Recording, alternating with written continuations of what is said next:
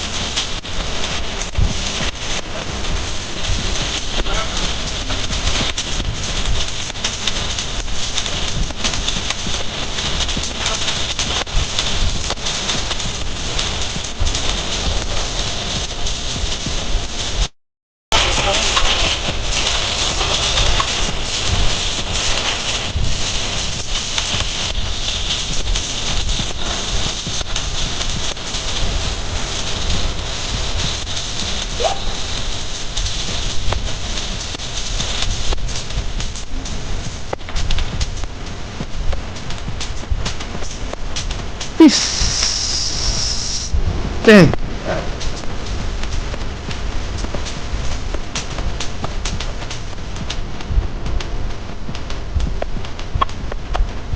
Tanggi atau bullshit.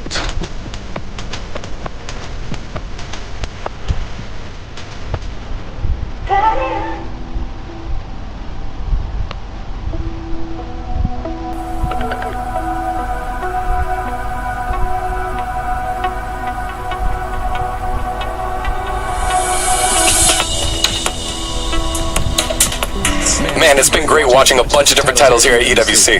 Yeah, I mean, now it's time for some real good old-fashioned League of Legends, eh? I can't wait to watch C9 play. Where's Max?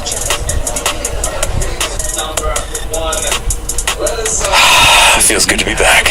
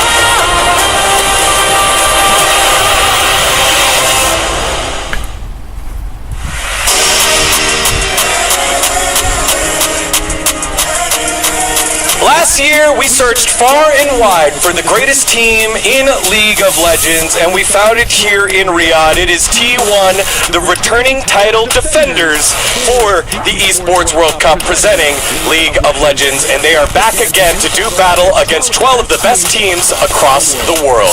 Welcome, everyone, to the Esports World Cup.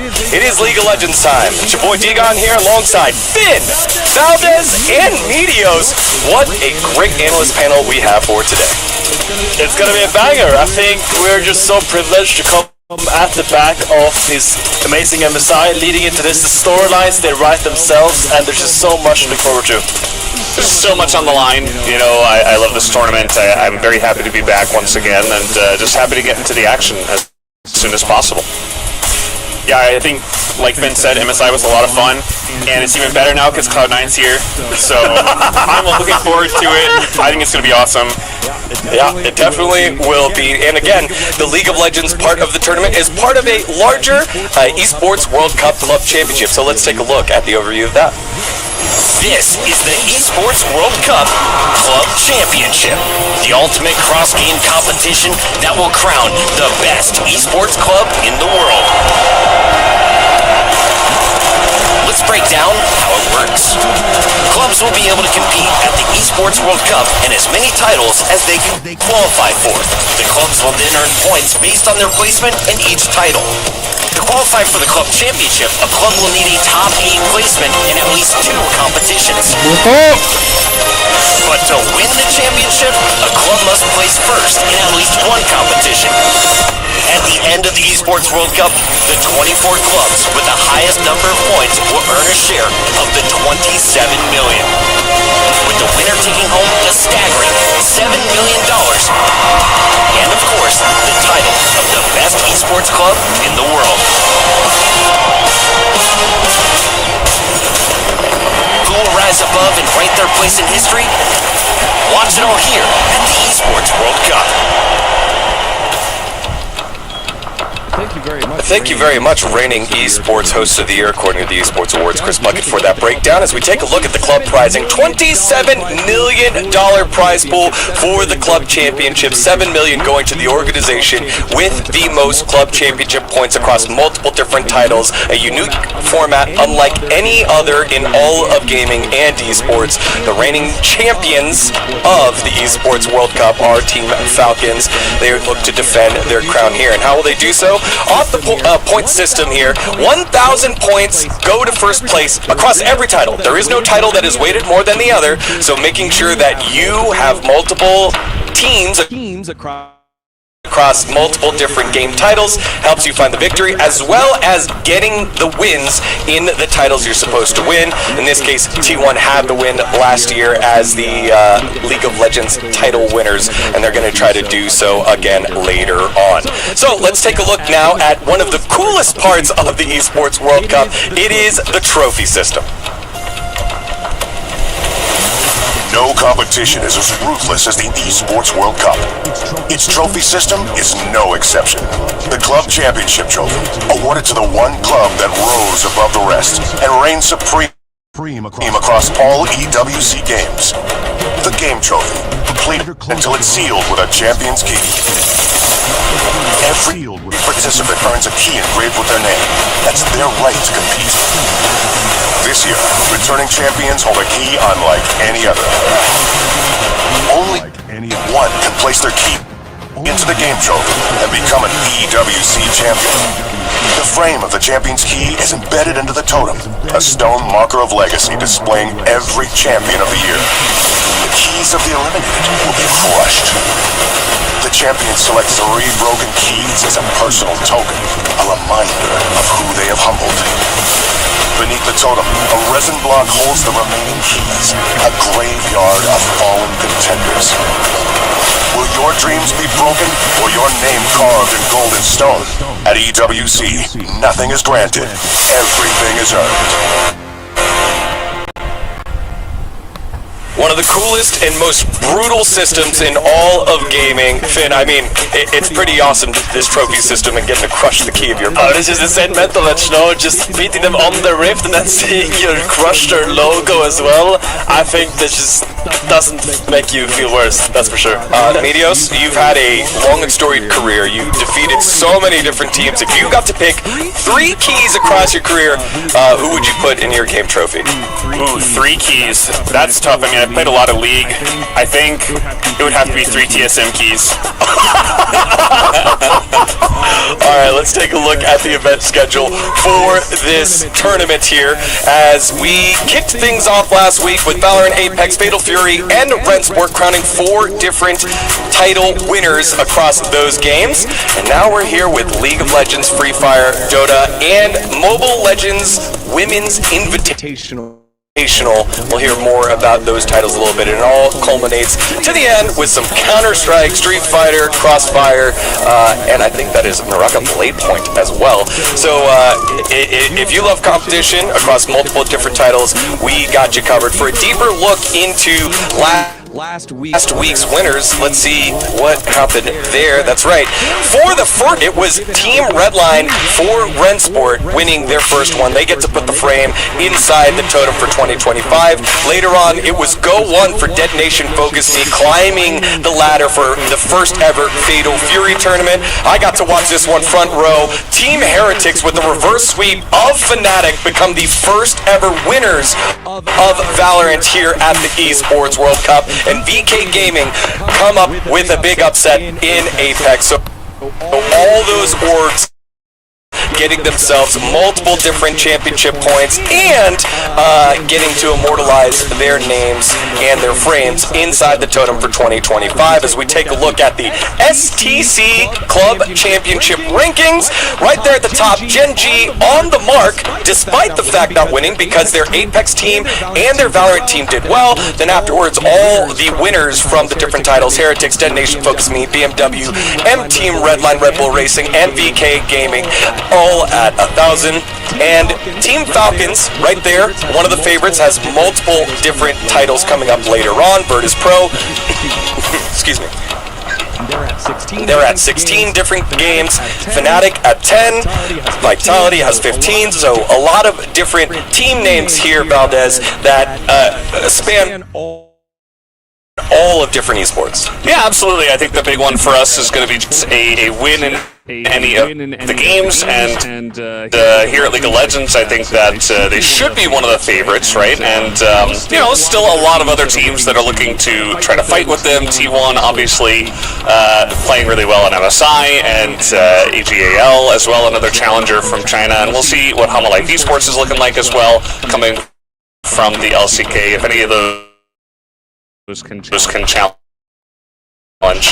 Genji at the top. Yeah, going to be a lot of fun with Valorant. And again, with League of Legends. And again, not the only game here being played this week. As we take a look at the Club Championship Week timeline, it is League of Legends crowning our title winner on Sunday alongside with Free Fire. Dota, who's already had their all kicked off here on Tuesday, because today is Wednesday, and they will crown their title winners on Saturday. So a lot of stuff happening here at the Esports World Cup across multiple different streams.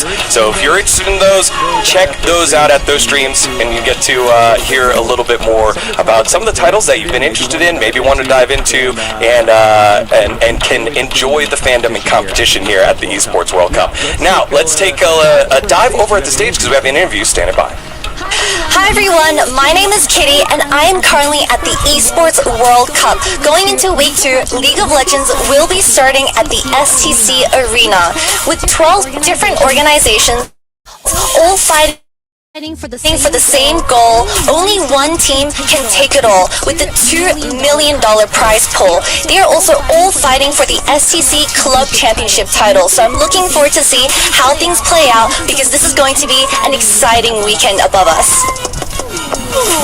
Hello everybody, it's Yunsu and welcome to Korea Esports Arena, our stage of Free Fire here. Your favorite team is here as well. Bujang United Esports from Thailand. This is so long. From Brazil, RRQ from Indonesia. Mine is here as well, but I won't tell you guys who it is. The prize pool, of course, $1 million USD. So huge. I'll catch up with you guys later. Hey everybody, Slacks here at the Amazon Arena for Dota 2. Yeah, Dota 2. You're playing those games? Don't forget where it came from, baby. Here. Yes, our entire community is like 35 to 40 years old, but Grandpa still got some bag, baby. $3 million going to our fantastic big name teams like Gaming Gladiators, Team Liquid. Do you remember them? They're going to win some money for the retirement home. So, have some fun. Join us in Dota 2 land before you see all those other esports. We'll be waiting for you. Hey guys, this is Rose reporting from MWI. Now, in case you guys didn't know, MWI is actually the biggest female tournament in the world, where we feature 16 teams coming from 14 different regions. It's time to be limitless and above. Thank you very much. Y'all get Kitty and the gang checking out all the different stages. Speaking of different stages, we now have the general manager of T1 joining us. It is Becker. Welcome, man. It has been a long journey for you to get here. We get to see each other all the time at LCK. Nice to see you. The Esports World Cup so far. We've got here a couple days ago, I think, and we just got back from another international tournament, and it's quite a long trip from Vancouver, but I think players are getting through it, and it's another important tournament of the season. So I think our players are quite determined. Yeah, and I just can't help to think about the intense schedule your players are going through right now, and I'm really curious about the recovery, you guys, what steps you're taking to really help them recharge for this tournament and come in with a new revitalized look for the team. So thankfully, I think we have bye for the and we will get to play on Friday. That's our thing. So I think we have a couple of days to get prepared for the matches, but also get really relaxed and make sure back on which players are trying. We always try 100% to fit and be ready for the competition in regard of any circumstances. professional as always as T1. I'm very curious about how you guys were able to make this meteoric rise so far from the road to MSI into MSI, performing so well there, just barely not able to make it across the line. Do you feel like you guys will be able to continue this rise and do really well and potentially defend your title at EWC? Yeah, definitely. I think this tournament definitely means a lot to our organization, given that we were the defending champion and we were the winner for the first tournament. And I think when it comes to EWC, it definitely means a lot to us. And like you said, Aldis, I think from road to MSI to MSI, just last weekend, we were very close to winning. But I think our team has a faith that we could be a champion at any time. Sure, there are tough competitors out there, but I think we are strong as well, so we look forward to it. Was there a moment or memory from last year that you or the players were excited towards coming back this year? I think starting the beginning of the tournament last year, I don't think we were considered as like a top favorite back then. But then as we played through stages, we just got back in form, and the final against TES was one of actually my favorite best of fives in terms of pick and bans. You remember like the Yasuo pick in the game 4, yep.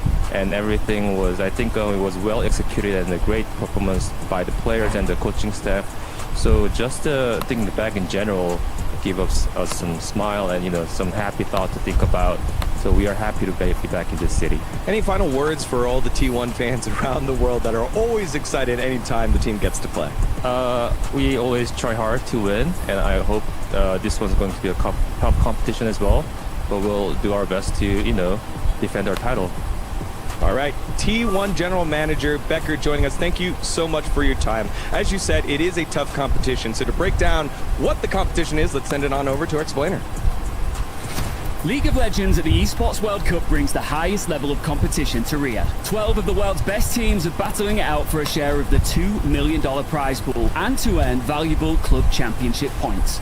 Of the 12 teams, 11 qualified thanks to their recent performance in their own regional leagues. The top 2 teams from the LPL, LTA North, LEC, and the LCP were all invited for EWC, as well as the top team from the LTA South. Over in South Korea, the top 3 teams from the LCK have made it to EWC 2025. Oh, yeah. As the LCK number 1 seed earned an invitation, while T1, the winner of the 2024 Esports World Cup presenting League of Legends tournament, has been invited back to defend their title. But T1's second place finish in the LCK means the third place team, Hanwha Life Esports, also has been invited to EWC. With MSI now in the books, the teams have been seeded based on their performance at the event. The 8 teams who did not place in the top 4 at MSI have been drawn into 2 GSL groups. Win 2 matches and you qualify for playoffs. Lose 2 and you head home early. The top 2 teams from each group will meet the top 4 seeded teams from MSI in the quarter-finals of the single elimination playoff bracket. In the playoffs, matches move to best of 3 featuring Fearless Draft. And for the first time in years, a major League of Legends tournament will feature a third place match, giving teams a chance to earn a prize pool bump and more club championship points. The League of Legends EWC 25 tournament winner will be decided in a best of 5 Fearless Draft grand final on Sunday, which you will not want to miss.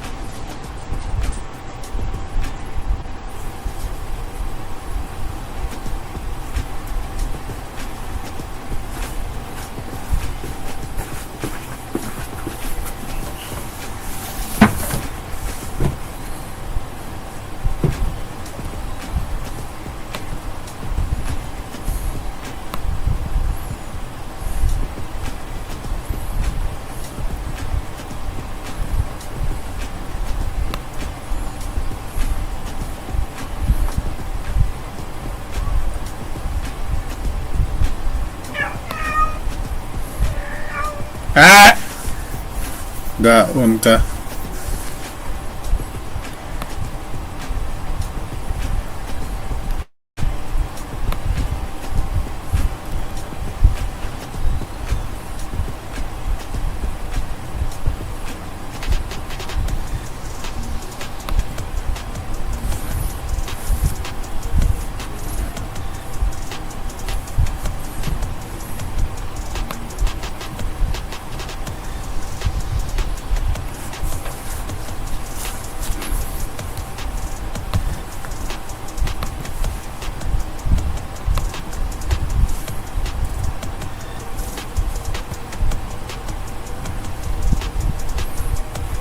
esiste,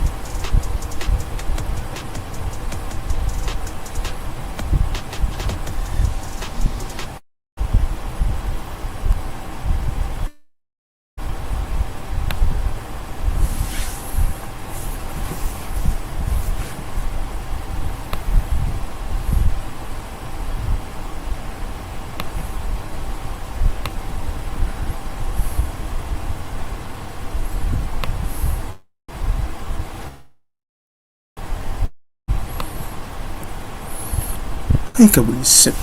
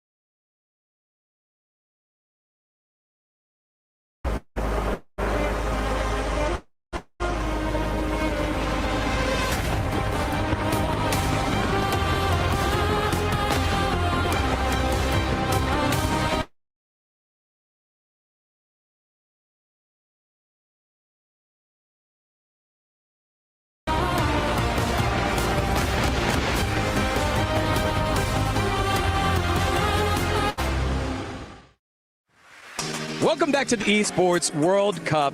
We've got the teams now ready to play for that $2 million prize pool upgraded from last year's prize pool. Let's take a look at the brackets for the teams that are playing. It is divided up the group stage teams, 8 teams here, as Group A has a lot of Western feel in it. It's FlyQuest versus Cloud9, a repeat of the LTA North Grand Finals, then G2 versus Furia that brought us one of the coolest series in MSI here, Finn. Yeah, I mean, as the European representative on the desk, I'm quite excited because it looks like quite the free group for G2. I can see an easy progression here for the playoffs. Free trip home, maybe? I'm not sure what. Yeah. I'm not sure what current is free G2 because if we again. They went home really, so maybe best of 1 wins. I'd say realistically, you know, if MSI didn't happen, if we all just kind of wave our hand and say it didn't happen, like G2 should be the favorites in this. I think that FlyQuest C9 could do it. Even Furia did look pretty good over at MSI themselves. So it's kind of an interesting group now that G2 have kind of fallen down a little peg. Maybe FlyQuest are the favorites here. It's kind of hard to say. Yeah. Let's turn our focus now to we have a European team, the reigning European champs in Movistar Koi alongside CFO, the darling hung in the mid lane. Hanwha Life Sports, that's going to be their first match, and then Movistar Koi going up against Sports. I think this group seems a little bit tougher. I mean, it's definitely tougher. Also, 2 of the PCS teams, or the old PCS, the GAM Esports and the Flying Oysters coming in here. I really have high hopes for this group. I think it is really competitive. The fact that it's best of ones will make it really like up in the air. It's gonna kind of come down to preparation, I think, whichever team is gonna come out on top. And Brendo, let's let the audience know you about Hanwha Life Sports. Again, dominant the LK, fell up short a little bit to the road to MSI. It's all about their mental right now. We're balanced after getting smashed T1 that road to MSI. They should do well. The best of 1, right? I think anyone would do really well in kind of format. I think SO looks great. They have a lot of experience over at MSI already. Whereas Hanwha Life were kind of just twiddling their thumbs as they didn't quite make it. So could be a little bit iffy. They should be the favorites, but who knows? All right. Well, let's take a look at our Aramco power rankings of the 12 teams. You get to see 8 there because 4 of them are already in the playoff stage. Favorites are got to be the 2 finalists from MSI, Gen.G and T1. Whenever those 2 teams play internationally, always a banger. Then it is Anyone's Legends, who's partnered with All Gamers, so AGAL here for the Esports World Cup. Hanwha Life Esports and BLG. Then we got FlyQuest on in there with CFO as contenders. And then the underdogs. Very weird to see G2 as an underdog in that kind of power ranking, but alongside Movistar Core, GAM, Cloud9, and Furia. I don't know what C9's doing down there. Dogs. I think they should be like a tier below that. Oh, wow. No, I think they should probably be maybe right between Gen.G and T1 up there in the favorites. I think they're getting slept on a little bit. I will say they did not lose a game at MSI, Medios. You are correct. Maybe they should be up there at favorites, but we'll see. Again, the power rankings, will adjust those every day. Remember, we are also saying goodbye to 2 organizations after today's matches, 8 best of ones. As we take a look at today's schedule, it all kicks off with our first match with 2 of those dark horses. Hanwha Life Esports against CFO, Movistar Koi against GAM Esports. Then it is the Battle of the West for Group A. It is G2 Esports against Furia, then FlyQuest against Cloud9 as our first match. Then later on, we will have the winners play the winners, and then those elimination matches, the losers play the losers. That's how we'll close out today. 8 matches today, Finn. I mean, we're kind of starting with the dessert here. I think CFO versus Hanwha Life is the most hype out of all these games. And I think that's the game where we can expect the highest quality League of Legends. Both these teams, Hanwha Life, I think, are almost on the same tier as Gen.G and T1. If you have watched LCK, you can see these 3 teams are the paragon of that region. And CFO are just constantly impressing their gameplay. And I really think starting out today is really strong with this matchup. Yeah, well, we've brought international teams here. We got an international cast, so let's send on over the casters for a little bit of their insights on today's games. Thank you very much, Dagon. We are here at the key wall. As you can see, very fresh, shiny keys right now, but there will be only one left remaining, only shards from the others. We're excited to see who is going to be able to pick that up. But now we're going to talk about very first day of League of Legends and what our SMB match of the day is going to be. Wolf, it's pretty obvious. I think it's pretty obvious. I think you're going to agree with me. I think most watching at home look forward to CFO against Hanwha Life Esports. Hanwha Life Esports on a 5-game losing streak failed to qualify for MSI and probably hitting a low point for the org so far this year. On the other side of things, CFO looking great at first stand, looking great at MSI. Really strong performances right now from this squad. I wouldn't be shocked even if we see, believe it or not, an upset today. CFO could take this series. They certainly could. I'm very excited about that mid lane matchup as well. The young prodigy Honkyu versus the super soldier Zeka. Man, this is going to be an absolute banger. Back to you guys.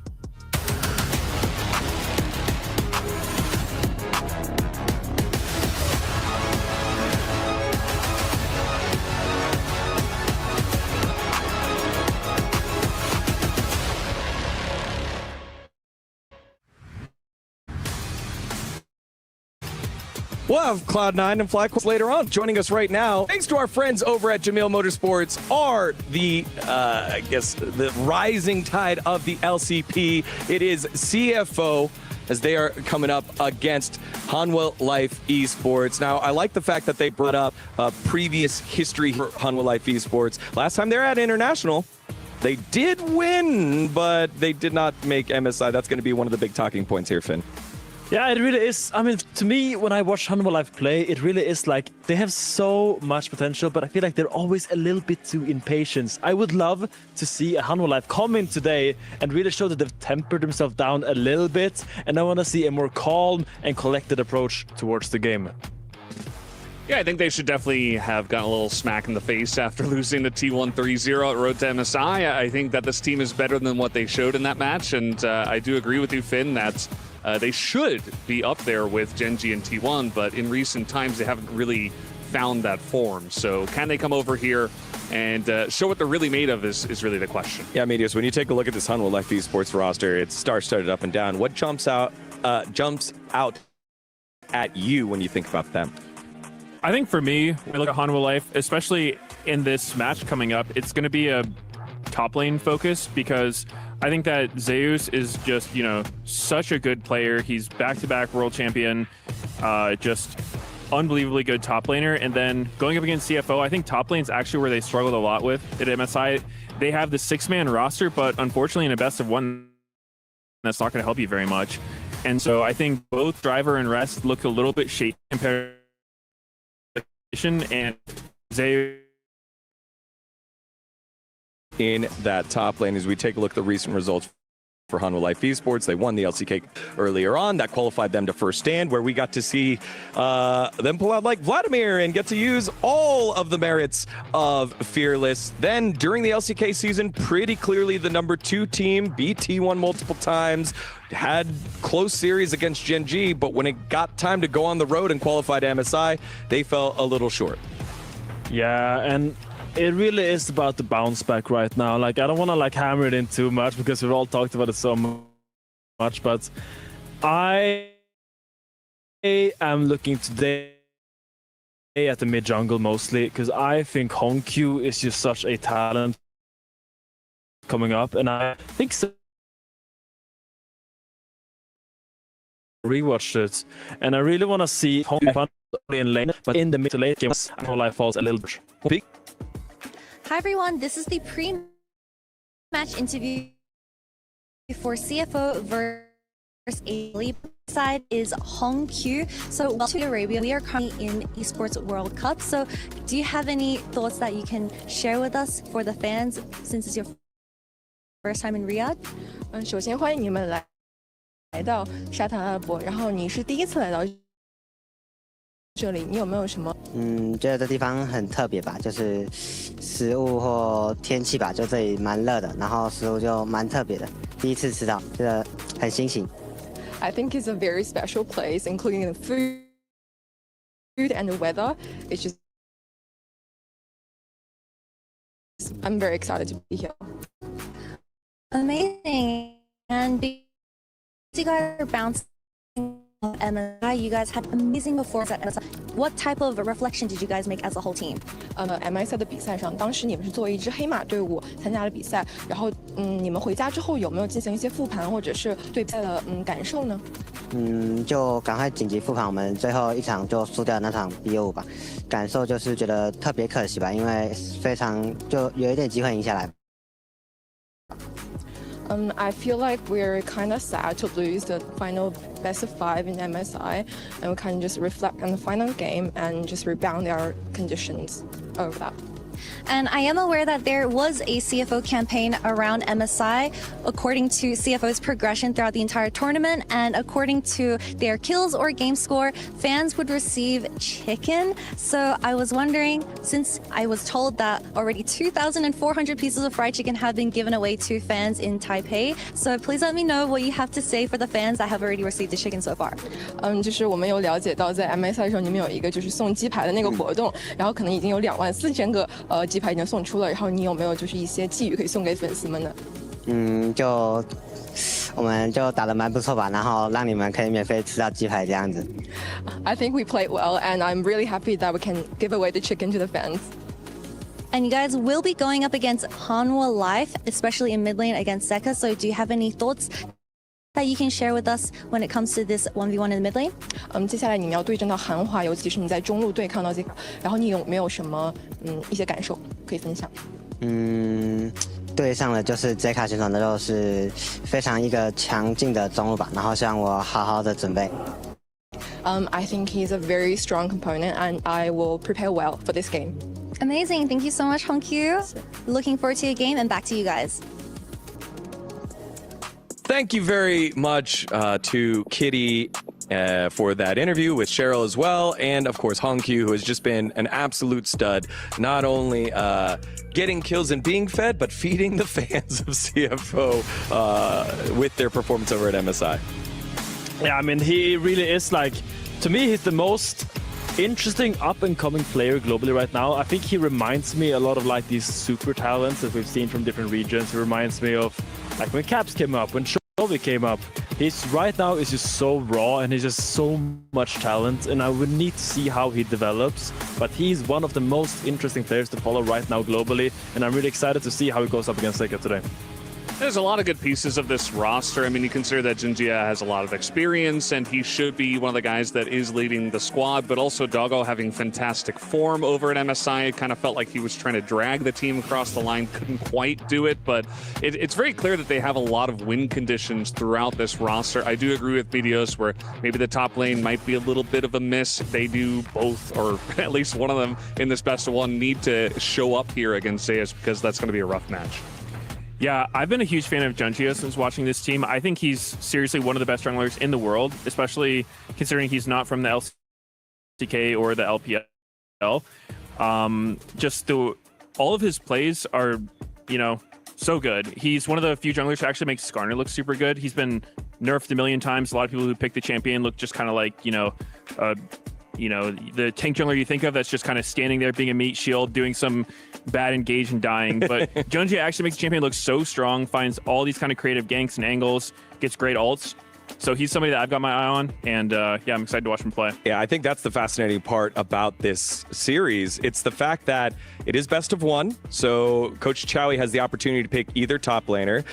We have recent performances from CFO, who's looked good at both internationals, and then we just don't know how Hanwha Life are doing, what kind of form they're going to be able to come into, and how they're going to deal with the best of one. Yeah, and I think the word of the day for Oysters is going to be try to be unpredictable. They've chosen Rest as their top laner, and he strikes me as the guy that they put in when they want to counter pick and look for a little bit more niche top lane matchups, whereas Driver is more the standard, constant top lane tank force that they have. So I really want to see how they approach the draft with Rest as their top laner. All right, just 40 seconds before we kick off with the opening ceremony down at... So Finn, who you got here for our first best of one? I got Hanwha Life, man. I still think they're one of the top dogs of the region, and I think they're going to come in and show a good performance. Time for the Valid Analyst. It's got to be Hanwha Life Esports. I think they're going to bounce back. Peanut and Delight are going to up their game, and they're all going to be on form today. Is it a sweep? Of course, going against Hanwha would just be wishful thinking. I think a lot of people are going to remember them for their most recent loss, but they could have had an off day. Still a great team, and I think they're going to show up big. CFO and Hanwha Life Esports will be our first match for 2025 here at the Esports World Cup, but it has been a long wait to see this whole event kick off. Let's get on to it. CFO and Hanwha Life Esports. T1 will be your first Esports World Cup League of Legends winners. Faker is able to clear up the rest of them. T1 are looking to take their last nexus of EWC.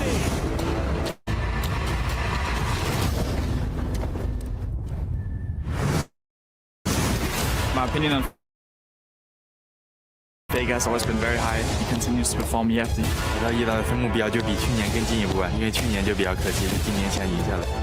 개인적으로는 이제 젠지와 한번 만나고 싶고 젠지가 굉장히 강한 팀이기 때문에 EWC에서 승리하고 싶습니다.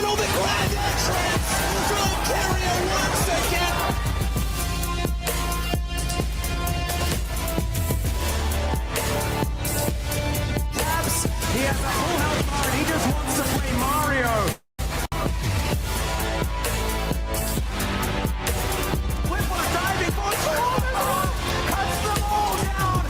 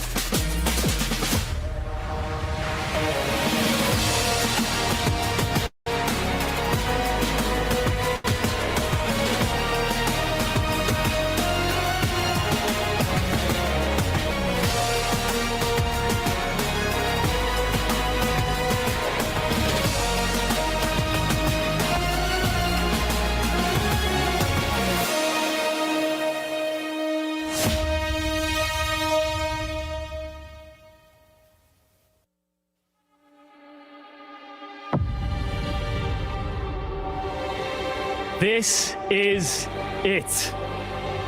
Less than a week removed from MSI, League of Legends returns to the Esports World Cup. 12 world-class teams, 1 trophy, and a shot at making history right here in Riyadh. The greatest players in the world are here. And you are going to see them like you've never seen them before from all angles. Every flash, every fight, every fearless play. Up close and personal. The reigning 2024 winners return to defend their crown, and it's heavy. But there is a global army that came here to take it away from them, plus club championship points, plus $2 million are on the line. This is the Esports World Cup presents League of Legends, and there is a very important element that we now need to introduce. The players. Let's do it. Starting with Furia!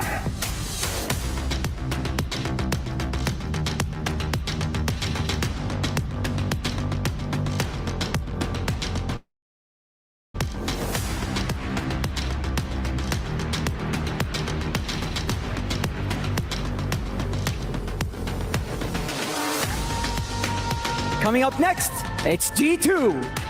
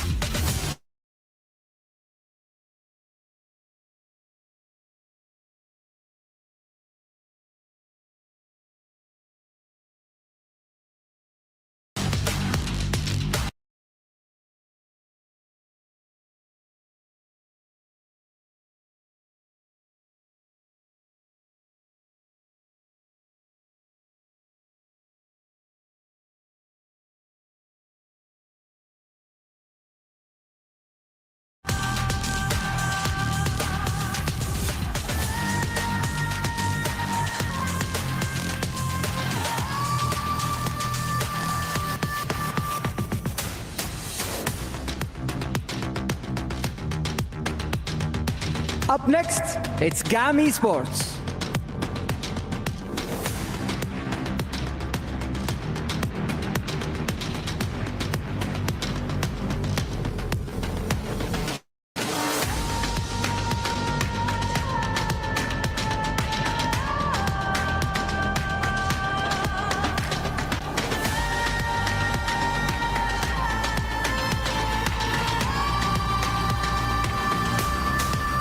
Cloud9.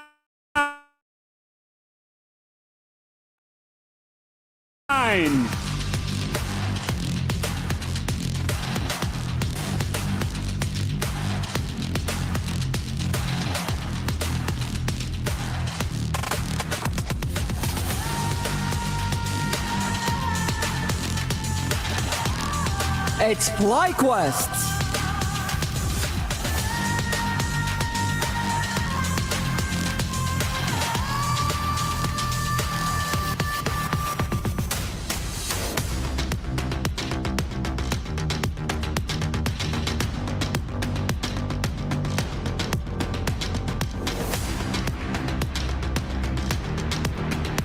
Please welcome BLG.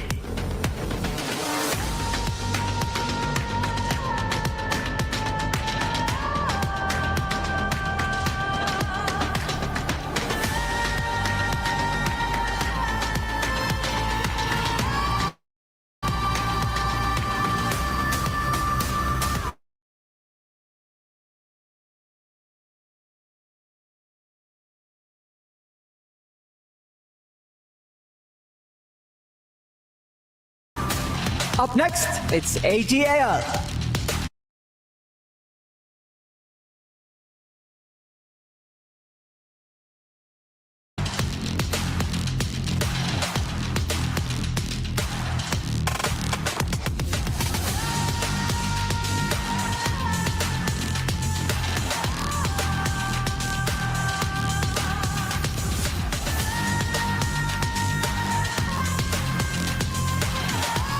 Gen G.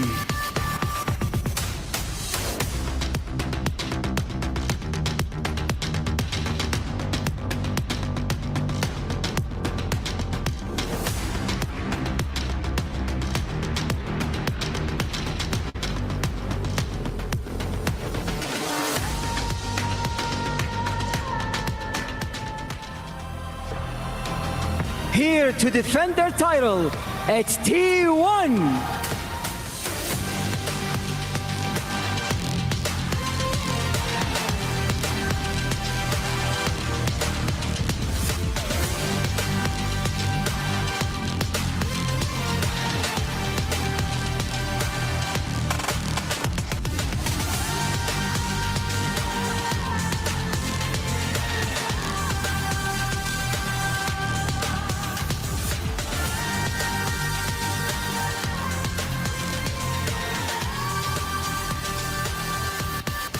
What a lineup of superstars, but our next two teams will be the first to compete on the stage. They've made us again. It's Hanwha Life Esports.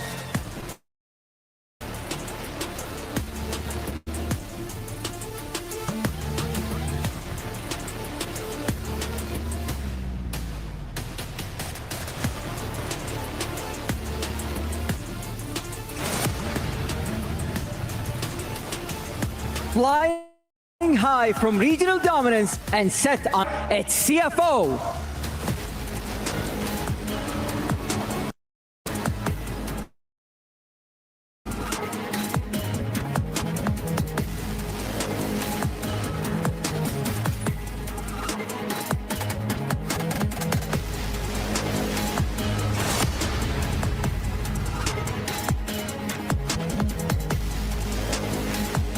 So many matches will be played over the next 5 days, and this right here marks the beginning. Let's do this.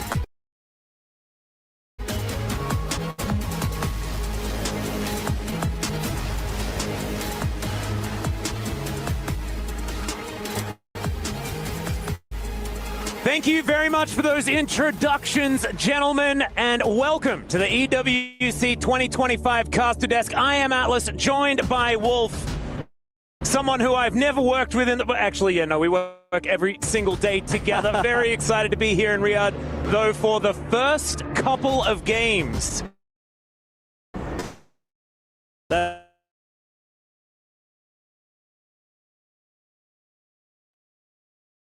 Here as we dive into the group stage. This is the big one for today of a very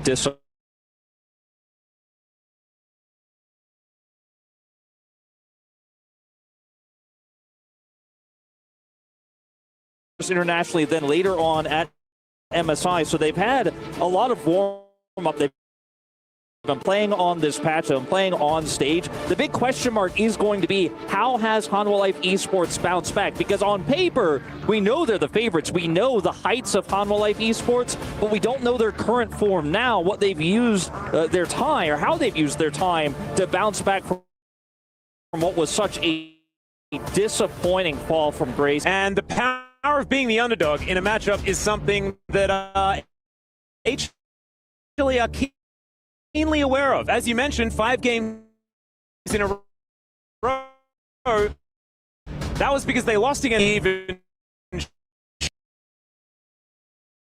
showed up, and then T1 making it all the way at Emble to take the trophy. But they've got another opportunity immediately afterwards here in Riyadh. So looking forward to seeing what CFO are going to be able to do, because I honestly feel like they're probably sure that HLE are a pretty strong team. I think so. They actually kind of ran that tournament. We'll see whether they can turn the script around this time and take some advantages. But we are diving straight into the draft, ladies and gentlemen. Already an Orianna and a Pantheon have been banned away, as Honku getting a bit is kind of cool. Talia and the Varus taken away as well. Talia's gone. The Varus that all Korean teams are so famed for is not a surprise here. The Vi normally would fit this final spot here for CFO, because giving that over to Peanut, even though we all raised our eyebrows at his last performance on the pick, is still incredibly powerful. We'll see if they'll give him the opportunity to play it in that series against T1 when he was given that opportunity, but I think the pick is just too strong. Instead, though, taking away Zeka's Azir, this is a best of one. So we're not talking about Fearless, we're not talking about, okay, we give the Azir this game and we're going to go into a best of 3 later, but you give up the Vi. Is extraordinarily strong. We've seen it perform exceptionally well, but like you say, this is a big tool that Peanut now has access to. But I'm actually kind of feeling it for CFO, because the Vi, like you said, just straight up didn't really work for Peanut the last time around, and wasn't as dominant as expected at MSI either. So I'm kind of okay with them giving this up if you can get your hands on some power like this Rumble. The Rumble takeaway is really powerful because Vi Rumble is so incredibly strong. We know how good Zeus is on the pick. It's a pretty unique lineup, the 6-man roster with Rest and Driver. They've chosen Rest for this, but he will be blind picking, not actually looking for the counter pick here on red side with the Vi lock-in. So taking that away does feel pretty good, as we'll see what the jungle pick here is, or if Hankyu actually wants to prioritize a mid lane pick right now. Looking for the Xin Zhao here with the Pantheon taken away. I think this is a reasonable option now as well. Win into Rumble is pretty bold here for Zeus. I would agree. And this was actually seen as a counter matchup, as the Rumble was one of the champions that was able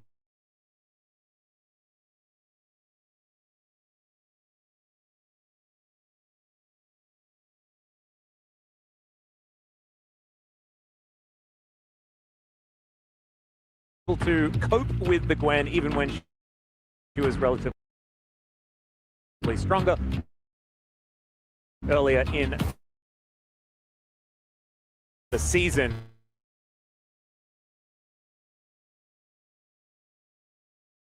By being that charm or the stun here from Annie, just makes it easy to get that initial first pick, and a squishy champion like the Rumble could fall prey to that combo later on. Same with the Victor, to be honest here. I think the Rise is a little bit safer, especially because you could just sit back and clear waves. But damage-wise here, the Victor does offer a lot. And they already had the Rumble on their side, and the Galio is going to fare well early on in the lane. Like, he can just sit back and absorb the pressure. But we're going to need to see something a little bit more divey here for this comp for me to really be sold on this Galio pick. Yeah, this is going to need a little bit of extra damage, you could say, and Doggo probably going to have that one in spades. Got some fun fact for you, Wolf. Yeah. And that is the fact that both Viper and Doggo were playing in the LPL at the same time. Yeah. Which is super cool. So a little bit of extra experience up against one another. That was, of course, in 2021. Pretty good year for Viper, if I remember correctly. Yes. He's having a pretty good time. And LCK fans will remember what he did to us in that year. The Xayah feels pretty obvious here. The Kai'Sa works incredibly well for follow-up to the chain CC you can have with that Annie-Vi combo, so it's not surprising to see that one taken away here. Even something like a Jinx is quite strong.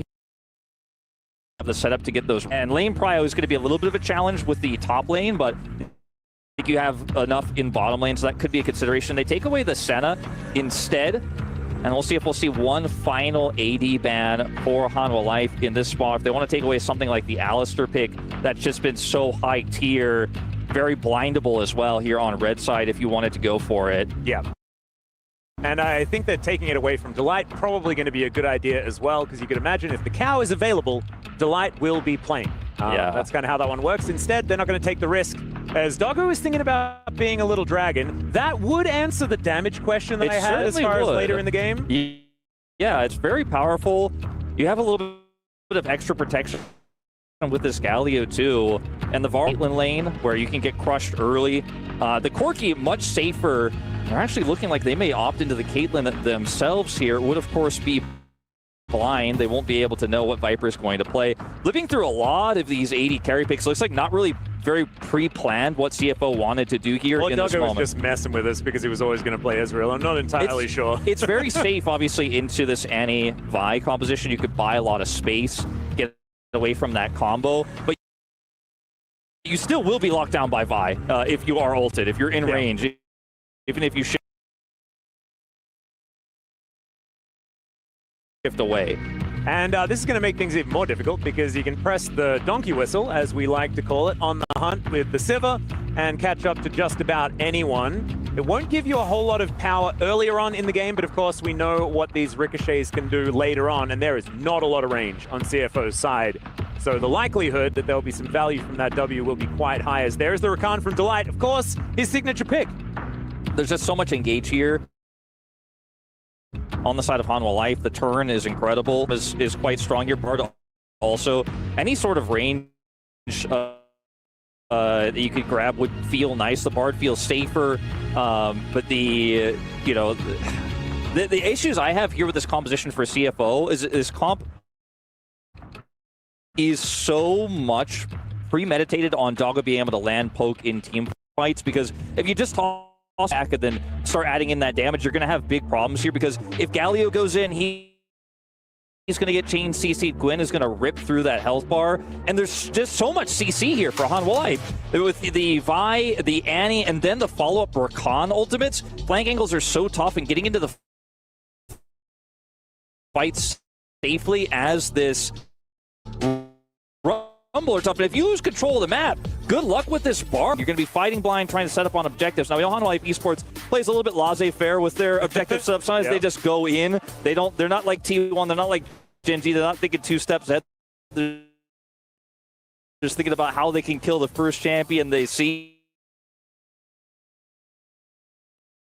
It will just be so hard to pick up the momentum later on.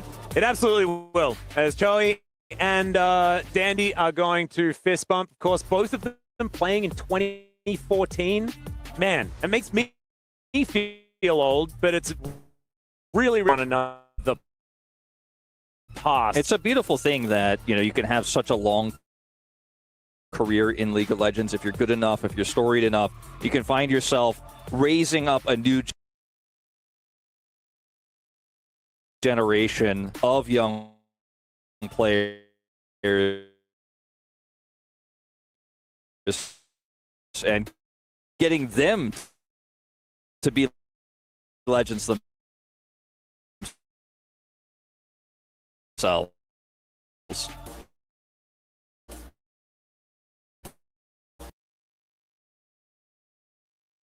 Yep. And now we are almost ready to get onto the rift for our very first game of EWC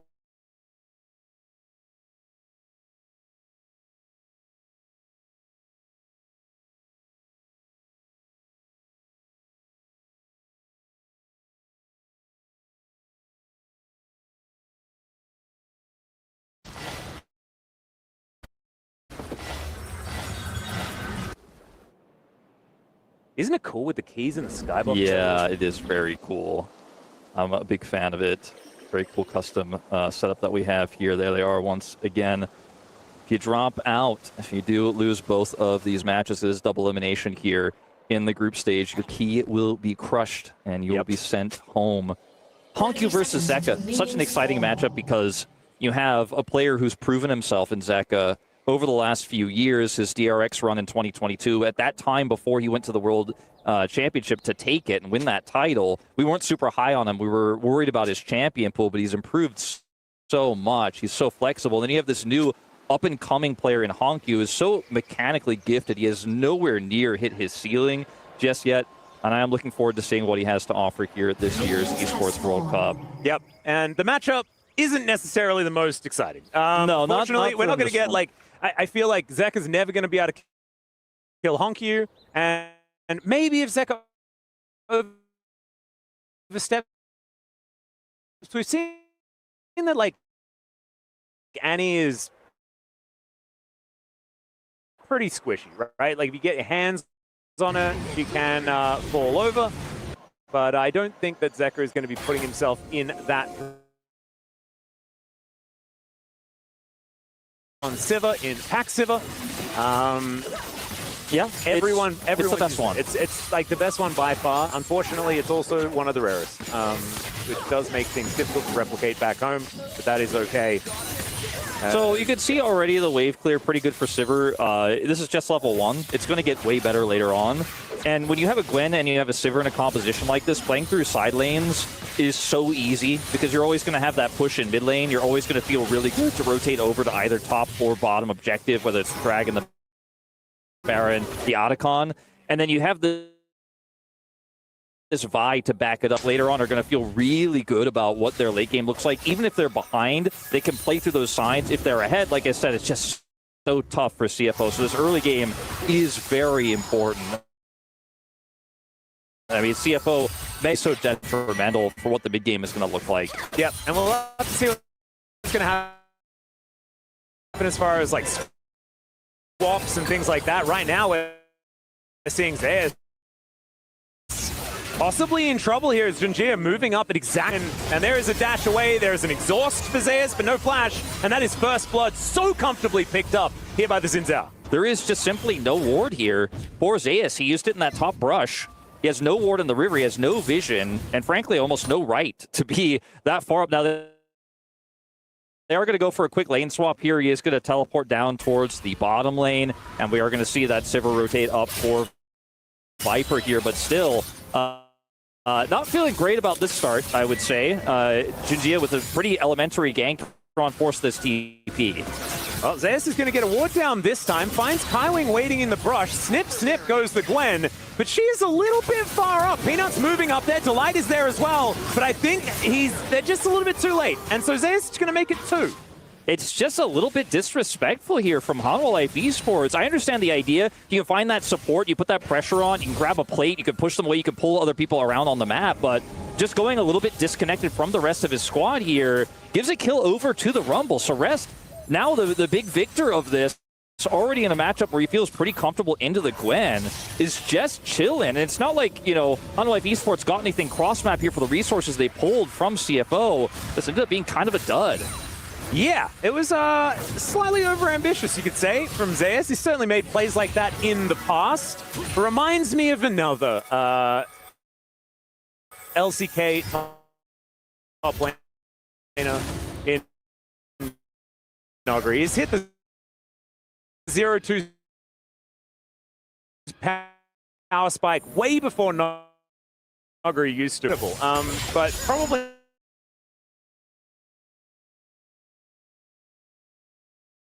into the game and really coordinate with one another to get these fights happening on their terms. A lead like this is going to feel absolutely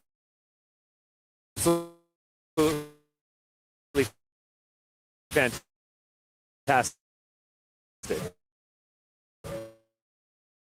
No, you're certainly right about that. As CFO also coming into the series, or it's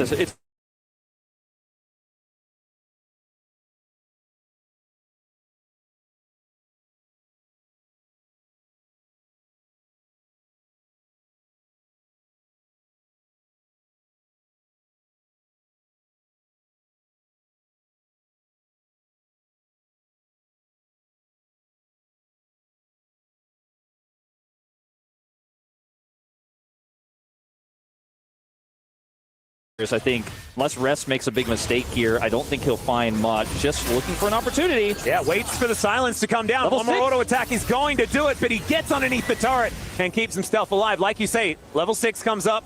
The equalizer doesn't do too much, and Peanut in position. Kaiwing coming down as well, though, a 2v2, but Zeus is limping away from this one. And HLE just going to have to lick their wounds, I think. Not going to let anyone die this time, though. I'll call it an improvement. Yeah, I feel like there's a very obvious way you can look at how Hanwha Life are playing this. And earlier I said it was disrespectful, but it's unnecessarily aggressive given how their composition plays out. They're hard forcing a lot of these situations that are so incredibly risk faster there. That equalizer hits a little bit better. Zeus likely dies there in the attempt, and it's a lot of greed.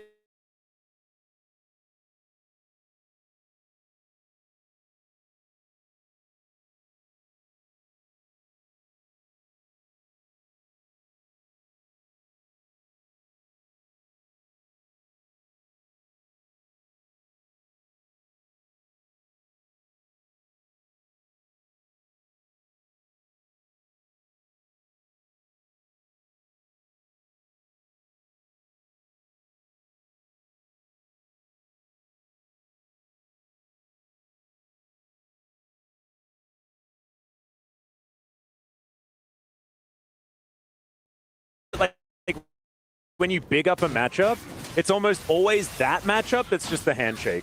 Yeah. And it's like, you just don't need to watch Whenever this. the Galio is in the mid lane like this, you're usually just like, yeah, well, this could have been more interesting, but it won't be.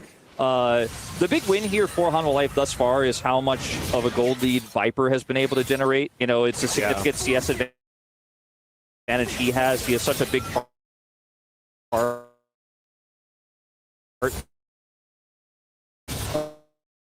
of what the mid and especially late game is going to look like here for Hanwha Life Esports. Is by no means an insurmountable lead here for CFO. It's just questions and eyebrow raises we have for how this early game played out that makes you wonder what team fights might look like later on for Hanwha Life Esports with its aggressive style.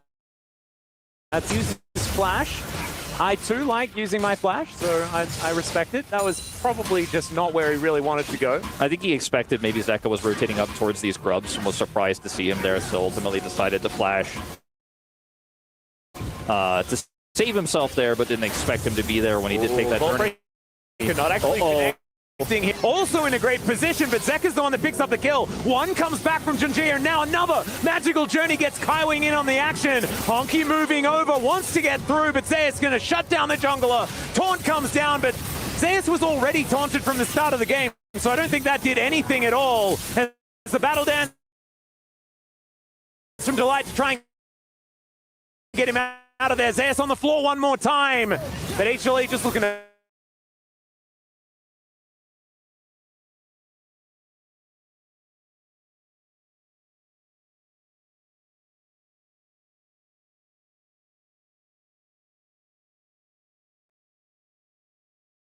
does come down, but Honky doesn't have any friends in the area. And Peanut looking to make this one happen. That Vault Break is going to connect, and Kaiwing, the first to go down. Honkyu getting chased down this lane as well. Smite going to connect. Another Vault Breaker coming on through there as a Justice Punch to try and save him. But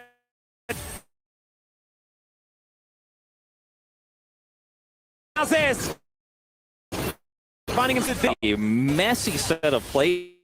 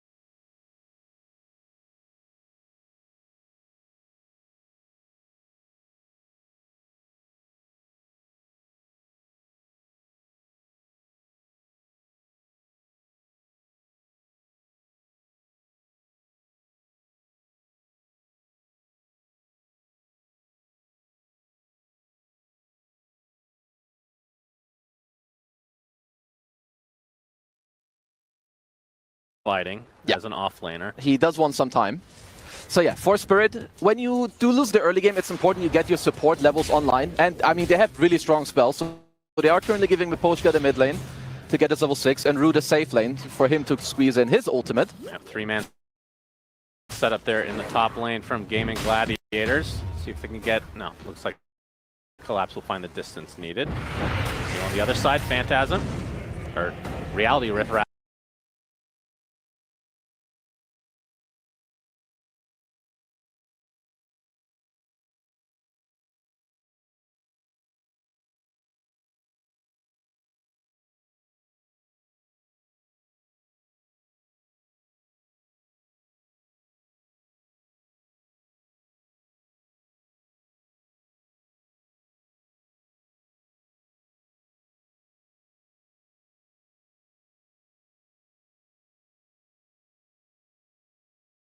Jinjia comes over here, and now we're looking at, okay, Smite range, not quite there. Peanut decides to engage. They can't lock Kaiwing down. Now Peanut's a little bit out of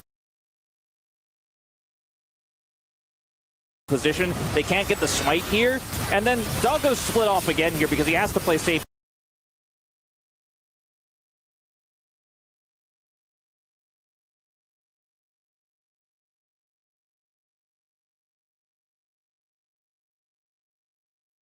He has to be on this Ezreal, so rest will just be left to the Wolves. Ult there from Kaiwing buys time for the rest of the team to escape, but I think for CFO, likely worth it. They can use this Herald now to try to grab Cryo for what will be that soul point fight here in 25 seconds. Yeah. And they don't have soul point just yet. I was actually, when you said soul point before, I'm like, whoa, they're already up there, but no, not quite yet. Yeah, so the like next you one say, will be fighting soul point. for soul Yes. point. And Infernal Soul, like you were saying, is going to be something real scary for HLE to deal with. Their composition is starting to get more and more powerful, though. 2 items have been put together for Viper. Does want 3, ideally, on the Sivir before she's really scary, but Viper has been a source of stability for this squad. And so far this game, it's been Delight, I think, that's outperforming the rest of his teammates. He's hurting the cats as best he can. I mean, try and coordinate these fights. Zeka and Delight both have had such a good game, and then, you know, Viper's been pretty quiet, but has been farming well, sitting on 2 items before Doggo actually has been able to purchase his second, where he hits that big 2-item spike. So this is a nice window here for Hanwha Life Esports if they can get some Cryo away, if they can wrestle that back. Honkyu does not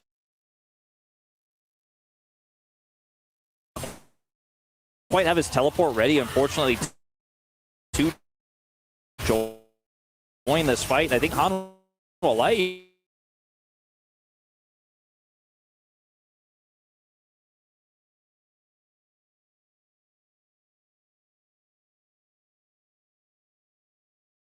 should be able to get a man advantage, as like you say, Honkyu still waiting up there. He will be able to get in with that TP, but Viper now in a little bit of trouble. On the Hunt comes on through as he's standing inside the ult.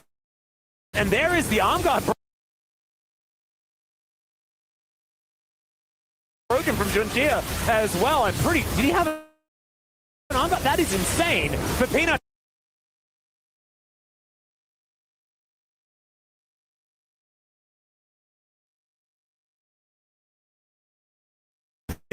And Viper has the Beyblades spinning all over this map, and HLE will be able to win this fight. And unfortunately for CFO, I think they need was that a tempered fate? He surely didn't buy a sure guard. That would be insanity. But look, your Xin Zhao buying a ton of time. It was a really cool idea because he has obviously his Crescent Guard, then he has the tempered fate, and the Equalizer is going to do so much damage while everyone's trying to focus this down. So the in Honkyu a lot faster to this fight. It felt like they were really indecisive. They weren't 100% sure. Are we going to be able to fight this? Are we going to wrestle that pry away? The Herald dropped in the middle of the fight, which wasn't utilized even for like CC or a run through of the fight. A very sloppy setup here for CFO.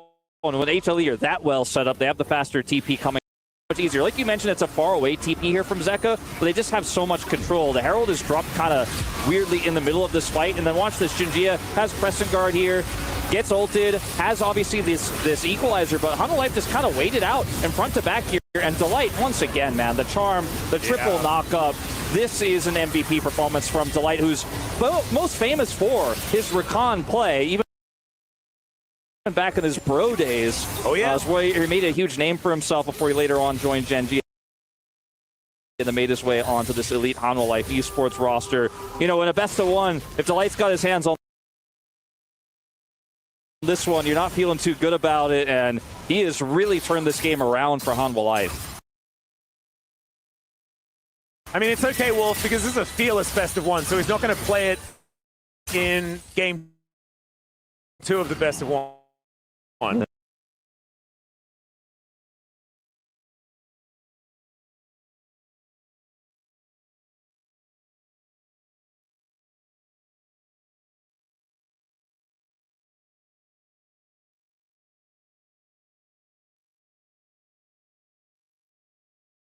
Yeah.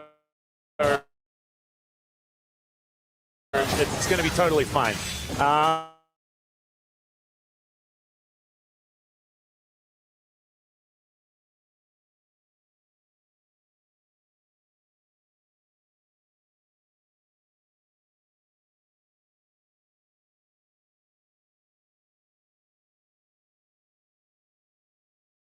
Going on, I mean, it's going to be really hard to stop this guy on the And you know, the Zeus was super far behind, but now he has 1,000 gold lead. He's sitting on 2 items, and he's a huge side lane threat. You've got the Sivir, which the wave clear cannot be overstated. I mean, you're going to see it a lot every time she's on screen.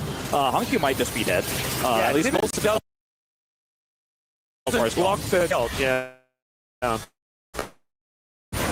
And I don't know if we're going to take a look at that replay or not, but again, it's just CFO not really having clear plans as to what they're looking to fight for. They were down members. They had rest in the top lane with Hankyu heading top lane, so we're just completely, clearly outnumbered for the fight, and then still walked up anyways. And I think with the momentum that CFO had, I think they're kind of getting a little bit lost here in the weeds of how this is going, because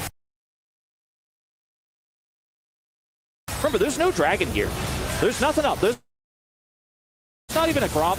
You know, there's no blue buff here.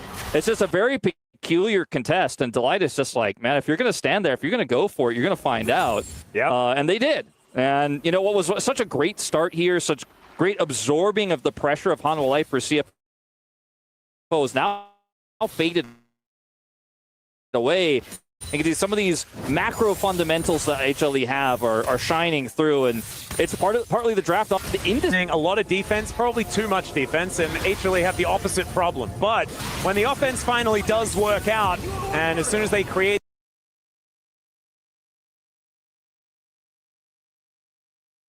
those little leads for themselves, this is where the game gets even harder for CFO. Crucial Barrage going to sail by, but doesn't actually soften up Peanut at all. As HLE just looking to take down this turret. Equalizer is good at getting rid of the minion wave, but it is not going to save it.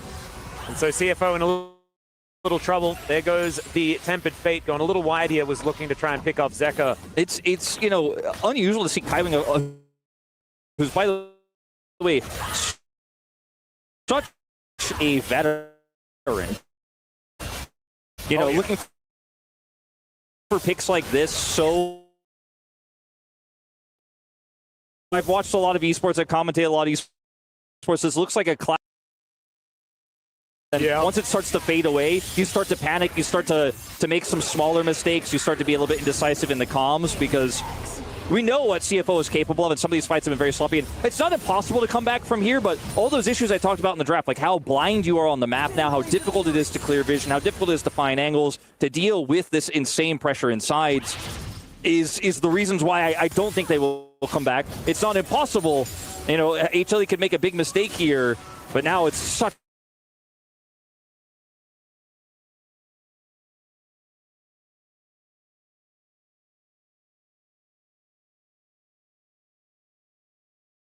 an uphill for CFO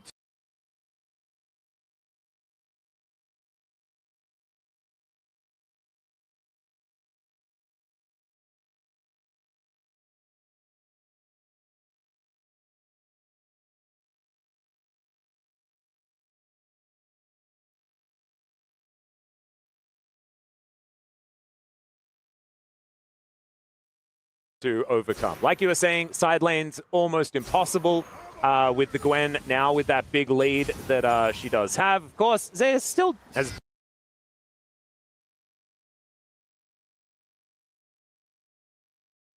died 5 times in this game, but he's killed 3 people and has got 5 assists, has that lead like you were talking about.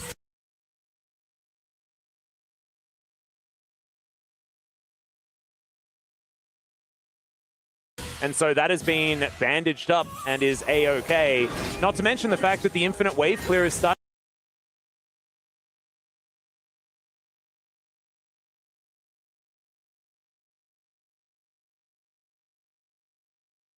to be set up. Infinity Edge is now done for Viper.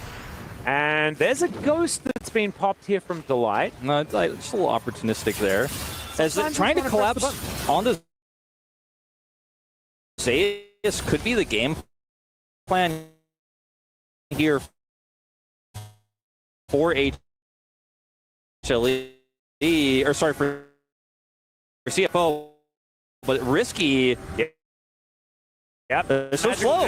Trying to get them in there.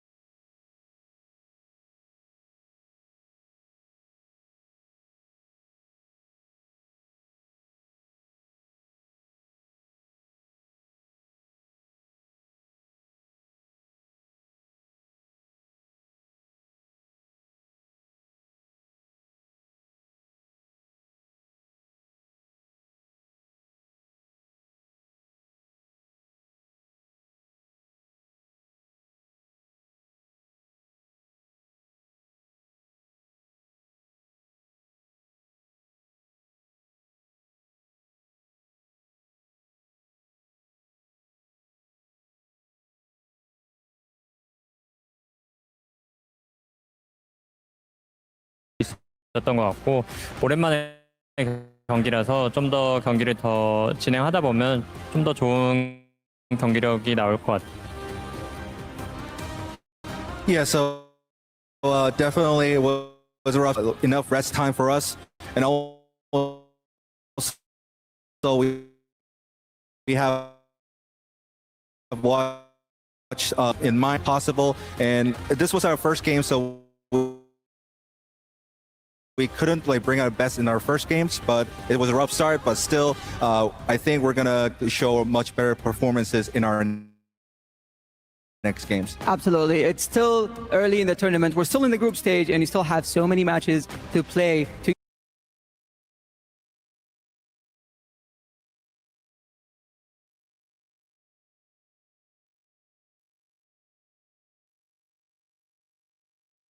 this trophy at the end. But I want to ask you, is there a team that you're looking to face particularly? 이제 다음 매치로 이제 승자조에서 또 다른 팀을 상대하게 되실지 궁금합니다.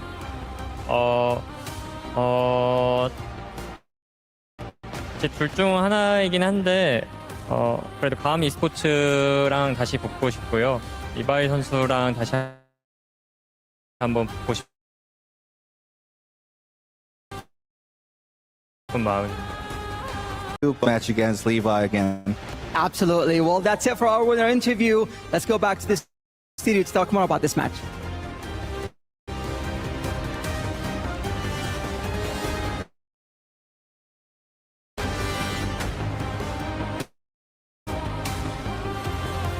Life Esports getting a little worried maybe if the road to MSI hangover was real. They are able to lock in. The team fight supremacy came through, and the third seed from the LCK move on against the champs from the LCP.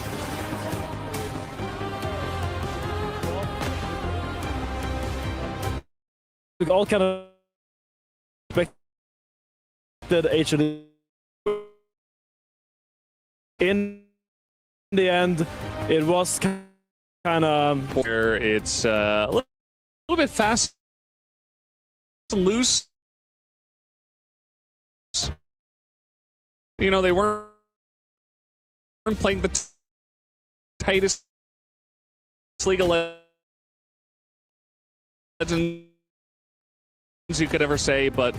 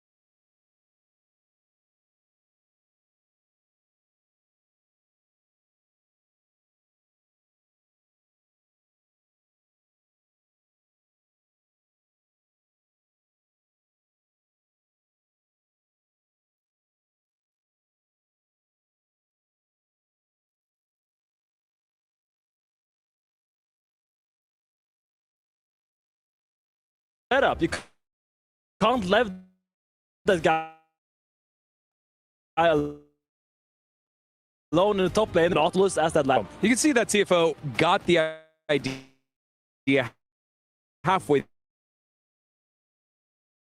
there as we take a look at our first highlight, which is of Zeus getting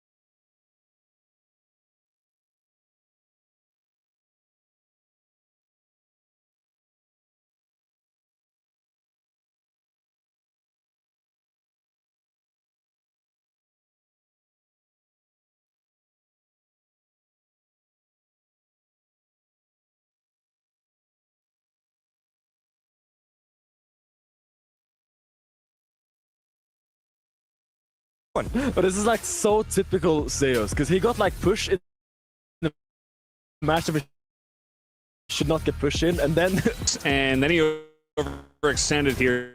He's like, oh, I've got my team with me, right? Well, he's got the other team with him, I guess. And then, you know, we had a team fight here over the Grubs, which he got a lot of work done, to be fair, in this fight, but he did die, so we added it to the reel. Kind of just frontlining as the Gwen. And it's kind of the Zeus playstyle. You know, he gets a little bit bored. He's like, well, I just got to go in for the play. I got to go for this. This one was another death where we were like, huh, this didn't really have to happen. It felt like whenever Jinjia was done with his full clear, we went to get collect his 7th camp on the map, which was just that Gwen.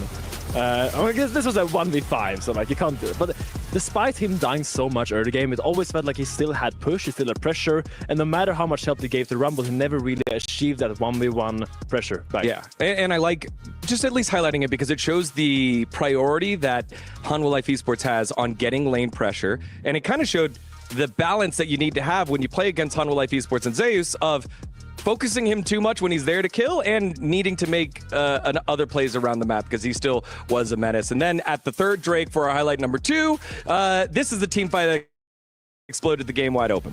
Yeah, and I want to say that like CFO wants to contest this, but their Galio is pushing a top wave. Their Ezreal is like just arriving now. He's on the mid lane tier 2, so they're walking in basically 3v5, and they don't have the champions that are walking 3v5. I don't think anyone does.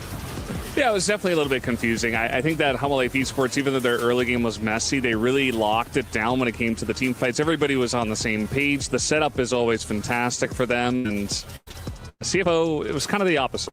I was like, we got to go in on this, but nobody else was on the same page, and then everybody else was kind of like filtering in one by one. It was kind of a messy one from CFO, and that was essentially the nail in the coffin on that best of one. Yeah, pretty tough because we didn't get to see Hongq and Doggo get put in positions to have those huge team fights other than that third Drake fight, which just didn't really go their way. And from there, Hanwha Life Esports, they know what to do with the lead, and they close this one out. I felt like CFO in general, they were kind of like indecisive on if they wanted to actually fight Hanwha Life at specific moments. I feel like if you want to contest these dragons, you need to have your guys with items ready on the spot, because you have an Ezreal. He's a poke champion. He wants to be there early before the dragon even spawns and poke them down a little bit to secure yourself an advantage for the team fight.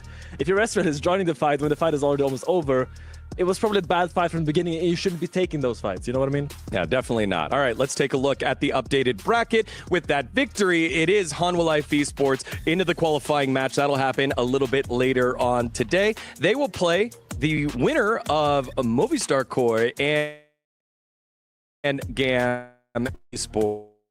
We'll get you set up for that one in just a little bit here on this series and how CFO can bounce back into this Valdez. They said it's code through eventually it's double elimination. They get a second chance. I'm sure that this isn't the play that they wanted to show because they are a better team than what they showed in this one, but they should be the favorites going forward. All right, coming up next, GAM and MKoi, and we have the face of GAM here to join us on the desk in just a little bit. To go anywhere, you're watching the Esports World Cup.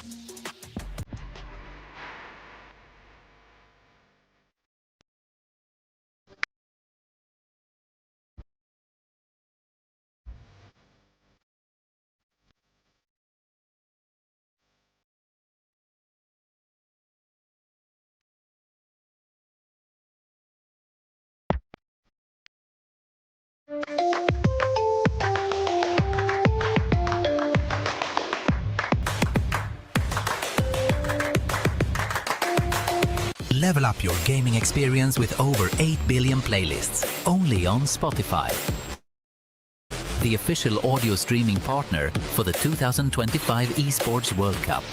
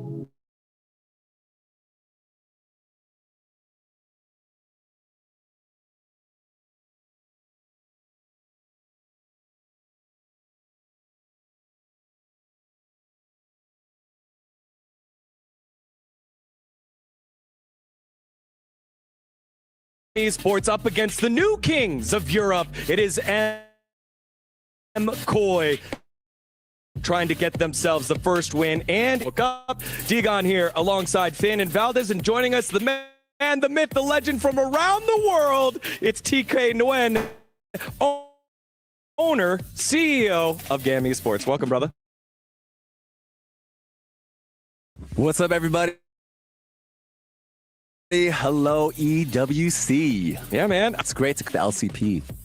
Yeah, LCP has been popping off lately, right? Yes. Before, I feel like it was very synonymous with PSG Talon, and Talon, now back to PSG Talon. You guys, you have a CFO as well. Like, what's changed in the region so far that's led to a lot of this success? I mean, we're excited just to see, like, you know, with the Tier 1 league, the LCP, so us coming from BCS, teams like early as well. So it's been, everyone needs to level up. The competition is crazy out there. We had a really good, fun mid playoff run, you know, losing to Talon, not beating them like throughout the entire, both seasons, both splits, and then coming back, taking them to, it was a 3-1, and then taking CFO to a Game 5, but we fell short just by a little bit there. But you know what? You know, it's just one way for us to continue to level up.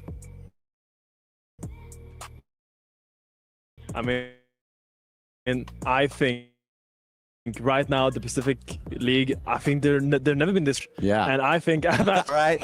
We were the minor region teams. We were always the underdogs, but we're here now. We're at Tier 1. We've brought some of the best players from our regions together to join GAM, so we're really excited to have them here showcase what they got. Valdez? I just think, you know, competition always breeds a different level, right? And now that it's, as you mentioned, you know, the combination, you're all in Tier 1 together, it's like you got all these different rivals now building up. It's not just Vietnam anymore. So I feel like that's definitely a big part of the reason why you guys have improved. CFO have looked better. The talent have looked great. And now, man. Before, you know, we've been very fortunate to be in the VCS.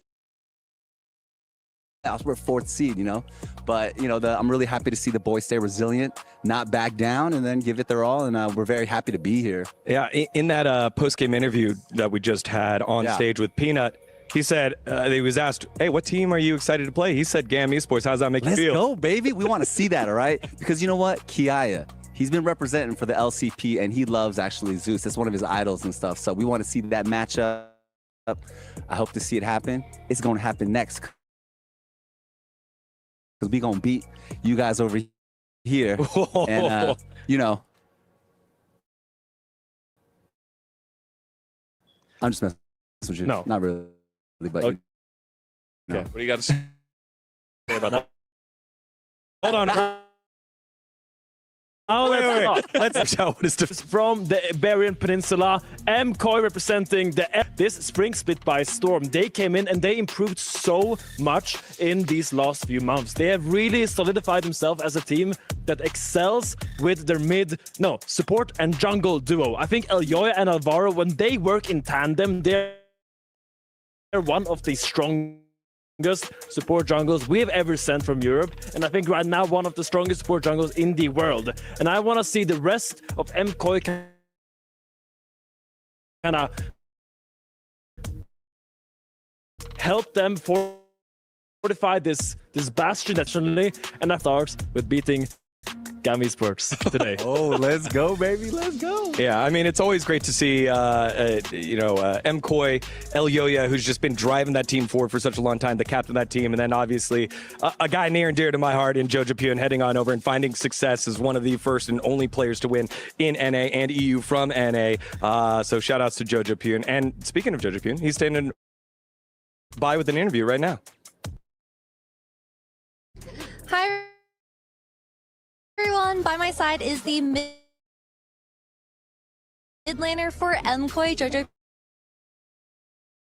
Pyun. Thank you so much for joining us. I would like to ask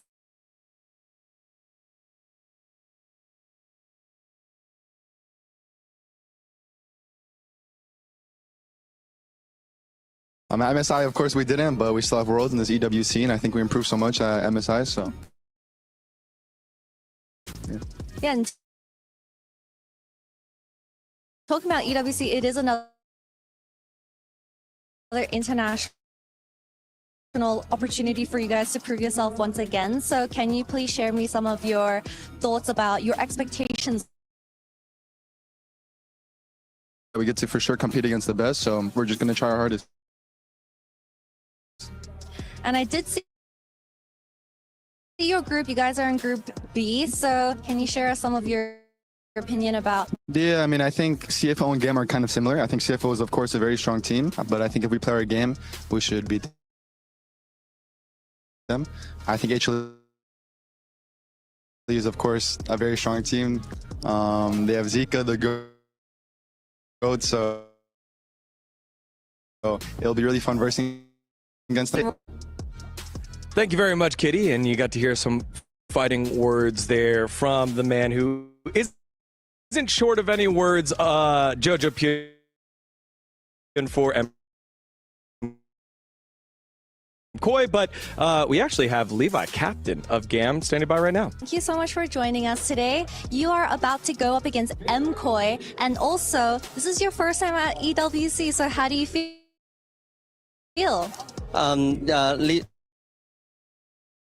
Levi, đây sẽ là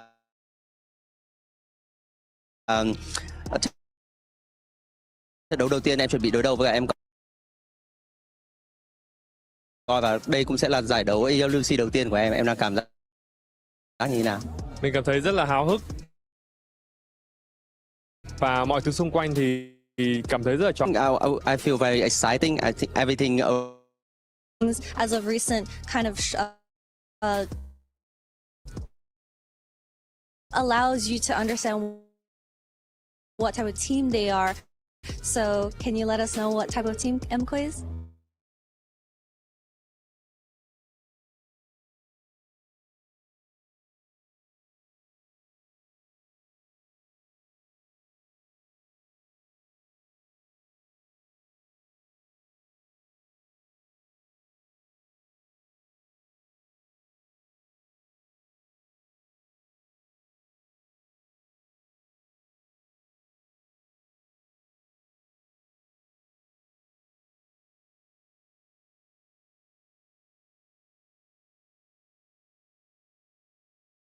I'm looking forward to run at guys. And hearing from Levi there. And to introduce GAM Esports, I'll give it over to TK. All right, EWC. We got GAM Esports representing the LCP and number.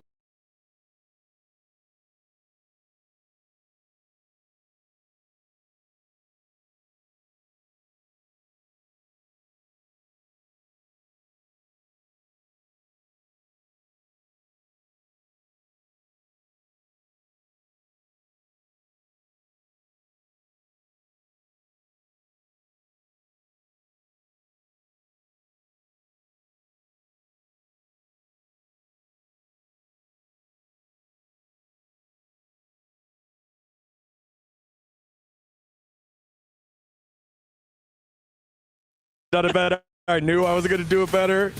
Not only putting us on notice, but again, and the rest of the world on notice.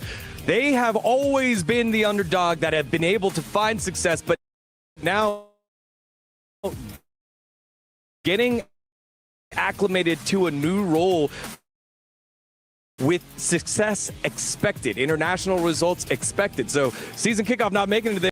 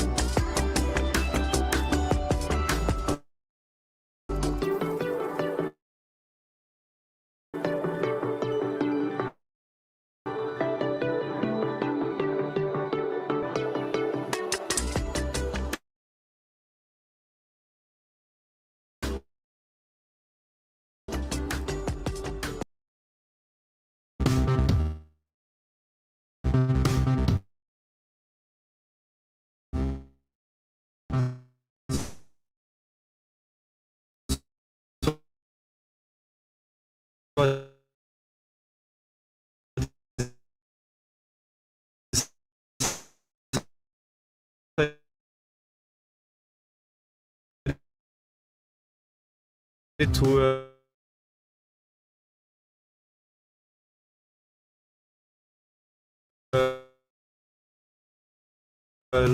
look in zigs because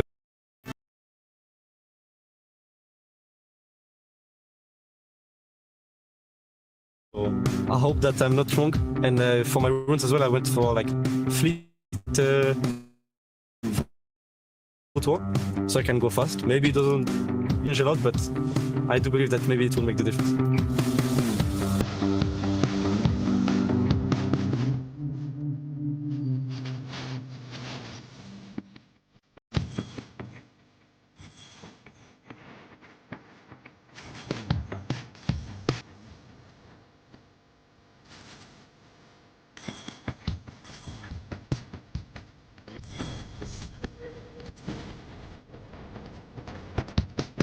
The minions are spawning soon. Let's see how fast I can go. Maybe I can finish with one wave. This might be a bit optimistic, but I'm close. I have like almost 1k AP as well. Minions should come soon. 30 seconds. Maybe some movement speed to help. I didn't buy boots. I'm not sure if it will change a lot. But I think more AP might just be better. So let's see how this will go. Minions are spawning now. I'll one-shot the wave and hope that I can one-shot the tower as well. Since it's only like there's also like the turret plating and stuff, so like it will be a bit harder to one-shot the towers. But yeah, let's see how this goes.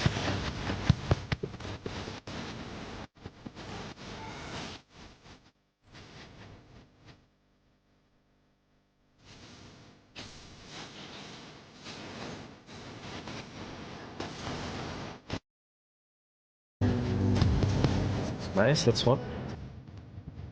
So far so good.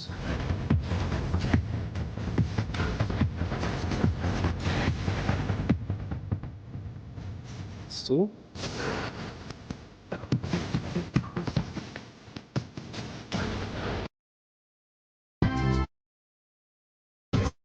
Three. I'll to keep my big auto attack for the tower as well. Let's go. One more. I don't think I can make it under 10 minutes. Last wave coming. I'll push finish now.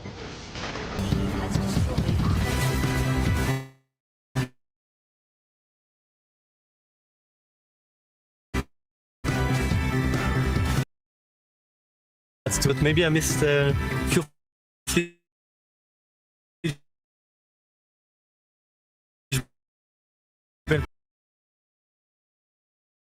That was it for my try to destroy the enemy nexus as fast as I can. 2 minutes.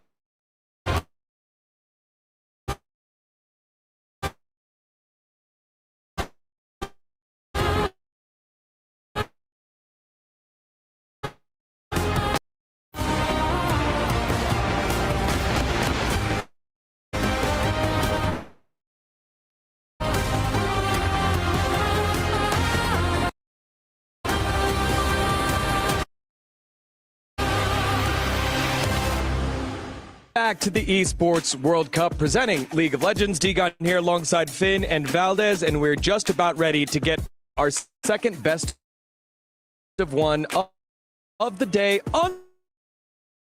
underway. It is MKOI against GAM. Esports, the reigning champs of Europe, against the upstarts from the LCP. Take another European defeat at internationals. I need MKOI to win this game for my mental sanity. I beg you, please.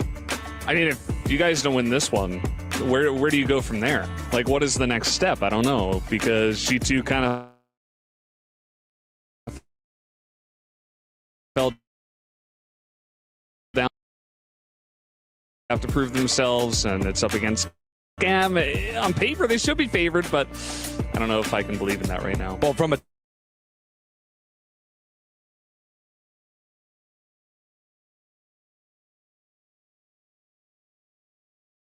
technical standpoint, the next step is CFO looking good from the MSI. So, kind of scary situation here for MKOI. And I feel like this pressure, Finn, as you know as a player, can be devastating if you're not getting positive results. Yeah. But also as a player, this is the time where you gotta step these pressures. If a pro player to be able to stand on this stage and compete in a game that you love, this is what strong teams. I need to see an MCOI that is ambitious and excited to take the stage and make it their own. You know, when we had TK Nguyen here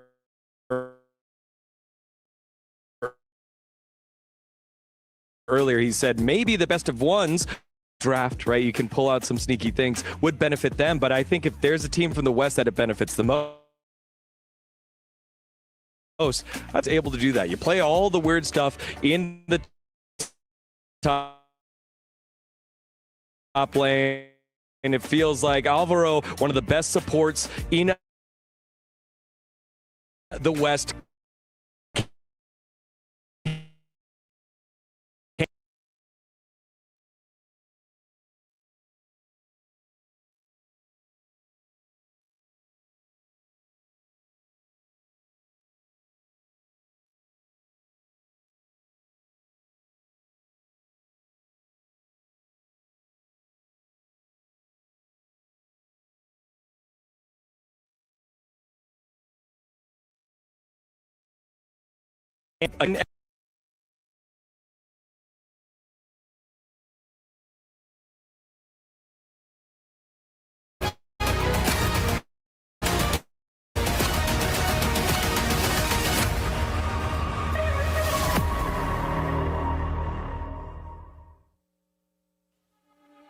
The ball is officially rolling here at League of Legends at the Esports World Cup. We've still got so much more to come, Ian. Fancy, we are just getting started. Let's not waste a second and bring our next two teams out here onto the stage. Firstly, they are wildcards with teeth. Underdogs on paper, predators in game. It's Movistar Koi.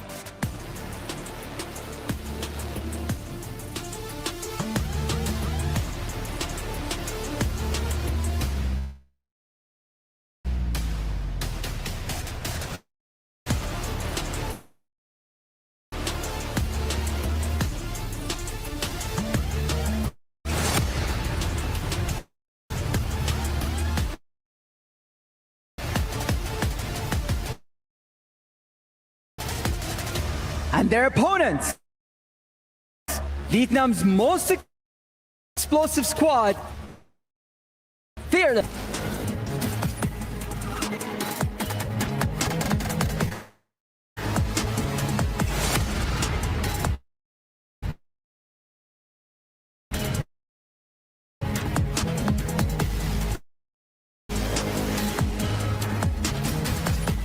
The group stages continue.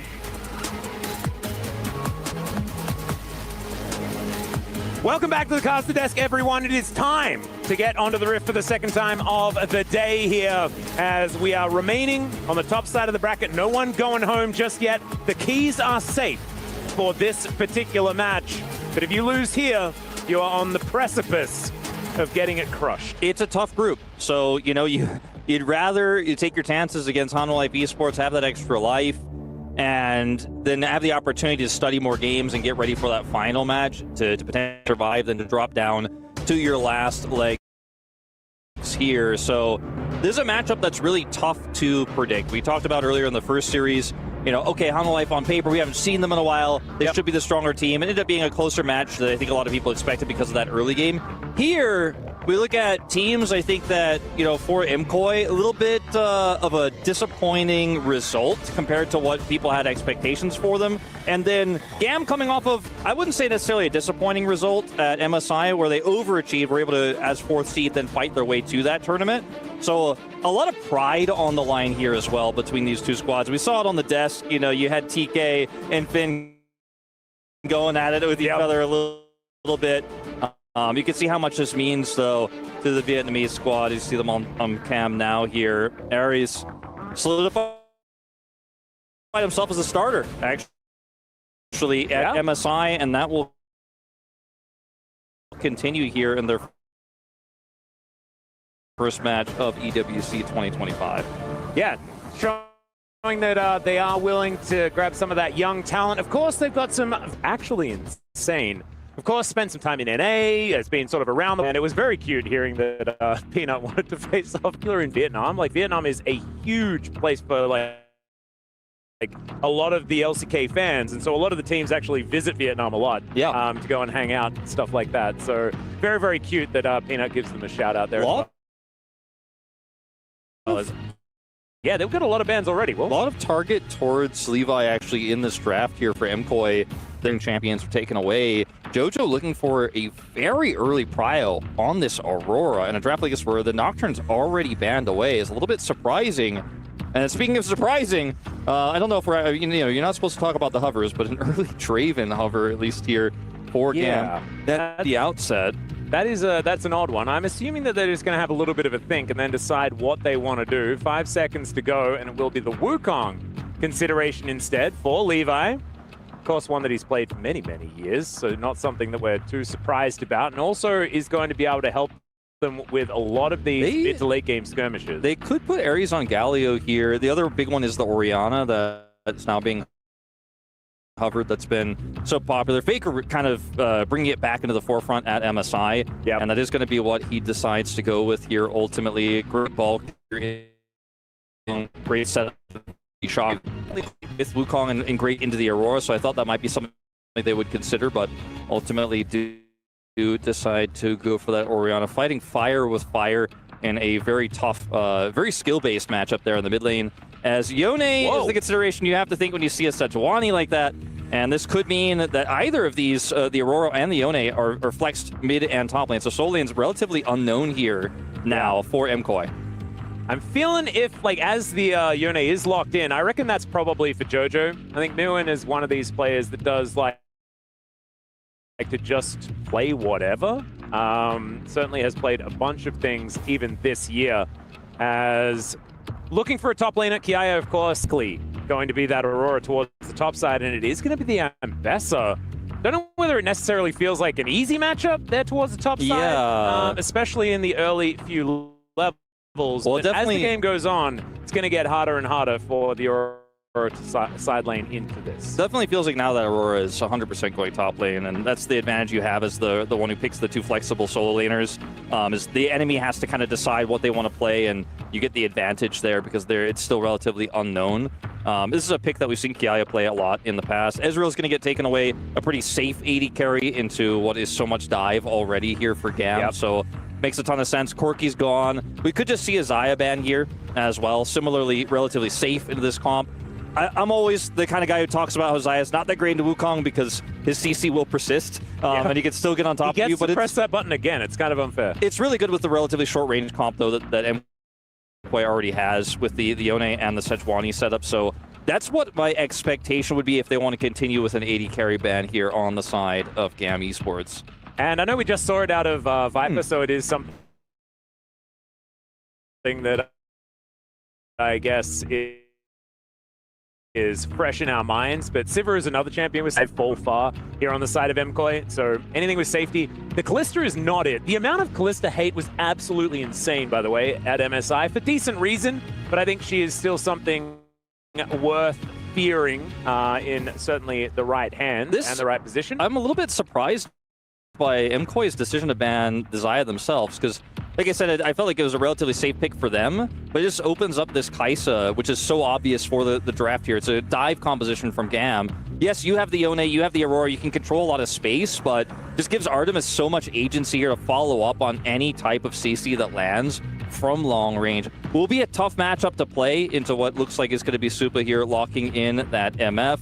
We do have the Rel still available, a classic combo. They've got so much stuff. When you think about how Rel works well with Yone and the Aurora and the MF here, it feels like a no-brainer. But that Alistar is still available. It's been a pretty common counter pick into the Rel. So I'm going to give it an extra consideration here. Yeah, there's a fair bit of time ticking down here, Wolf, as we can see. So we'll see what Alvaro wants to do. It is going to be that Alistar. And a Pike Elio, I don't know about that one. To be hyper-aggressive, and has recently found some success, as we know.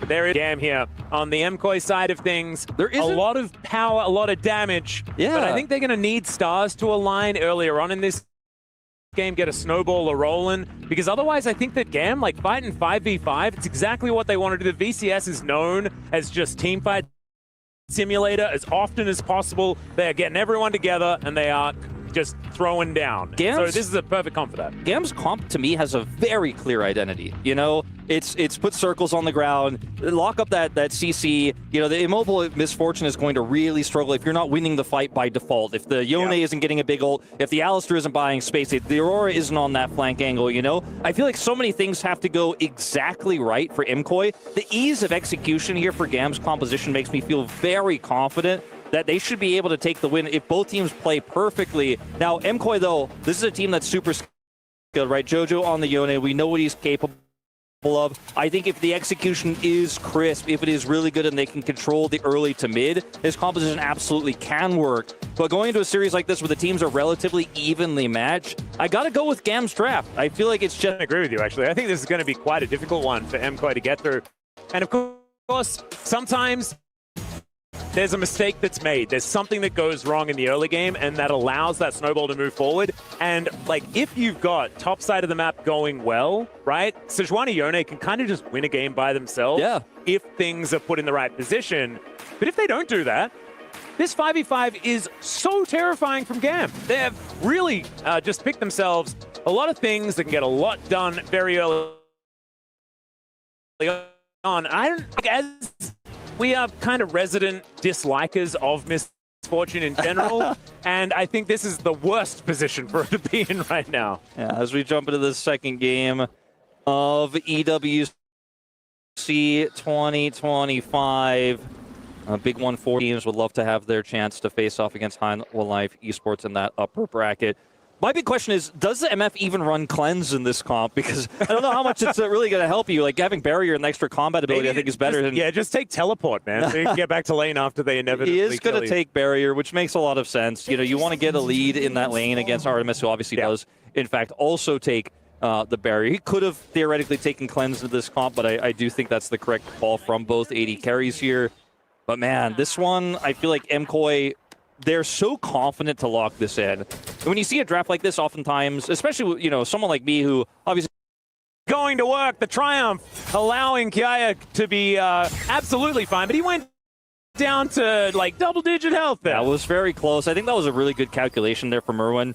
He's like, I can't get out of here, I can't flash, but maybe I can take him down. You can see similarly Kiaya making that same sort of calculation. I need to go back in, I need to try to get that shield, I need to help my jungler who's got the red buff, who's slowing Maroon, who can't get out here, get the kill, but it was very, very close, as you mentioned. The Triumph will also allow him to stay. And yeah, this matchup down here continuing to be MF Fortune. It's not misfortune in this case. And the bold is what I heard that one time. In fact, quite a few times. Okay, Kiaya going in once again. Does have that Null Magic Mantle to try and help him out against Moen, but you can see, yeah, these top lane trades still working out for the Aurora. I mean, you have straight back on the horse. You have so much damage as Aurora, and you have the weirding to buy that space. And when all the buttons are dry for the Ambessa, you can continue to just auto-attack as she walks away. So you kind of always end up winning those trades, you know? Yep. Working quite nicely so far. The thing that I'm worried about is that, like, GAM has been a Levi team for like 6 years, right? As we know, this is the guy that takes so much control for this team. He coordinates them, he's the ringleader, he's the guy, and he's got first blood. He's on a Wukong as well that wants to race to that level 6, and if he has a tempo advantage, the amount that he can control around these objectives on this map is going to be absolutely obscene, and we've already told everyone about how well this composition team fights together. Moen is going to be able to go into stealth momentarily. That will help him against this Ambessa, but right now Kiaya looking absolutely fine. Only 3 CS behind, something like that. Nothing to worry about. Slight gold lead here for the Ambessa. So GAM, looking like they're ticking all the boxes so far, and MKOI gonna have to find something around one of these objectives. A little bit of prio when you've already died once in the top lane isn't going to cut it. A little bit of prio in the bottom lane, a little bit of a CS advantage isn't going to be enough. Now, it will be enough to get them this first dragon of the game, which will end up being a Mountain Drake. We'll end up waiting to see what the soul is going to look like here, but those stats will always be valuable. But yeah, I think right now this game is kind of going exactly as you'd expect, right? MKOI a little bit of prio, it gets punished, but still the fact that the Wukong gets that kill is the one big wrench in your gears right now. Is a bit of an attempted steal here from Elio. Does have the unsealed. Didn't actually manage to use his smite though, unfortunately. So he's going to be okay for now. Is Jojo going to snap back to his soul? And these top laners continuing to have basically half health throughout the majority of this matchup. Levy is less, so close to 6, but he doesn't quite have it yet. Yeah, Grand Entrance comes in. Decent pulverize there for Alvaro, who's controlling the battlefield for now, but that is a clone set up here for Levi. And the Drake is gone, guys. We do not need to fight right now, and they are going to remember that. And that is just going to be the crab picked up. I think here by MKOI. Levi thought he could just get one extra minion there in the mid wave to get 6 to try to look for a gank there, and he was really just trying to lurk around and force it as, Elio. Yeah, but Paul, they do have to use the flash. Elio gets himself out of there, but no Grand Entrance. Can't use that to escape. So he's going to have to blow the summoner spell. Yeah, unfortunately not quite getting the level 6 power spike timing there that Levi was looking for, but just going to be a lost flash here for Elio. Nothing too crazy from that exchange after the Dragon did already go over, like you said. The game slowed down a little bit. Yeah, you can see Levi with a little bit of time on his hands, perhaps, and maybe he can use that to save his bottom lane. As Battle Dance there from Elio is going to be able to get him back towards Artemis. Things will be fine, but Super and Alvaro having a good time here in this lane, and that is precisely what they wanted. Being able to play around this 2v2 is really important for the early stages, and that has allowed them to claw back a little bit of this gold. Leoya getting to work on his camps that are now back up once again. We'll be looking for a little bit of a reset before we head towards some grubs. We're going to be up in 12 seconds time. I've been pretty impressed with Ares' ability to space against the JoJo's Yone here, and how well he's played this matchup so far. Really hasn't been struggling at all. Looking very clean, and what can be so tough to play out if you end up making even a single mistake. Such a volatile matchup there. The Void Grubs are up here. Gam already has Levi on them. With the back timing here of Merwin, it looks like they may just simply be able to get all 3. Merwin does stop his back, and they're going to go for a contest. Yeah, Levi just going to take one of them and then back away. It looks like it will be the feats of strength going over to MKOI once again. That will allow them to just be one away from locking that one down, getting one step closer to some fancy shoes. Will be good. The 300 gold game as far as the matchup between these two squads. No one with any big lead just yet. And now maybe MKOI able to answer that first blood from Gam that happened earlier on in this game with a setup towards this top side. Kiaya knows everything that's going on right now as Levi towards this top lane position. Let's see what they can actually get done here as there's public execution. Alvaro gets in. He's only level 5 though, so doesn't have that unbreakable will. As my goodness, the value on this Cyclone. The triple knockup twice in a row from this Wukong. He just solo kills the MF. There's a kill for Kiaya as well, and that could not have gone worse for the LEC representatives. This is a horrible situation here from Movie Star Koi. I mean, that's the kind of dive where it feels like a foregone conclusion. Like, yeah, I got this set up, but I mean, the ult was early from Kiaya, and it put them in a position to where Alvaro had to tank so much damage early that they were kind of doomed, right? Supa is such a squishy target. You get on top of him with that Wukong Cyclone. Nice attempt there from Elioya to try to spare the second kill, trying to slow them on the chase there, but he still ends up going down. So 2 kills over here to the side of Gam on the exchange, and now leading 3-0. They have Feats of Warfare. And look at this. This is a pretty early ult here from Kiaya, but it just buys enough time for Levy to get over here. Drops the triple. Goodness. And Supa's just not going to get out of here, right? And then Flash comes out for Alvaro. Elioya, really nice attempt here to stop Levi, but he can't stop Kiaya. Has to flash away. Otherwise, it would have been 3 over to the side of Gam, and you can see he's feeling pretty good about that. Elioya, not so much. Little frustrated, as we could see there. Still early days, but that is a real gold lead now to the tune of about 1,000. Artemis now switching up here towards this top side. We're going to try and defend as Super back on it one more time. Still has a really large lead, 23 CS or something like that. We'll see how many of these Artemis is going to be able to pick up. Should be a couple as the Acarthian rain is coming down. Alvaro just babysitting. As Super comes up, no knockups come on through there. Good pulverize. And the Void Seeker is not going to land. Bullet time coming on down. That is a lot of power. You can feel some of the frustration here out of the MKOI bottom lane after things didn't go so well before, able to exert some of their pressure. Yeah, unfortunately for them, though, Elioya is so far away that I don't think they're going to be able to turn that into a dive or anything like that. Maybe an additional plate will go over split between this bottom duo here for MKOI as the defense does continue here for the side of Gam. Levi does have his ultimate backup available, and he's lurking here in the mid lane. He's such a great ball carrier. There's such a great combo you can set up here onto Jojo Pion if he ends up unbinding his soul too early.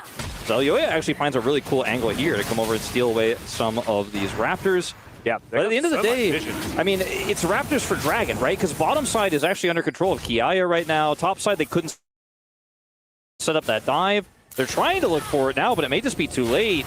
Well, Artemis going to have to do some funny business here to try and get himself out, as it is just a dead Elio instead. So they'll just take the guaranteed kill. On the board now are MKOI, but they'll have to trade that one for the Dragon, like you were talking about. So on the board there themselves, another Infernal Soul, 2 in a row here. Levi's going to look for the dive here. Yeah, Levi just standing still underneath this turret. Yeah, not picking up the aggro just yet, and that's the extendo auto attack with the Q coming out from Levi to lock that one down. He's 3-0-1. This guy's a monster. Yeah, he is massive. To safety, but that is ultis traded from our mid laners. First Heart Blood going to be a big deal as Artemis chasing down angle. Elio looking for the quickness. Can he flash forward? He does manage to find it. Elioya in position, but he's just that little bit too late. And that is the bottom lane from Gam making things happen. Permafrost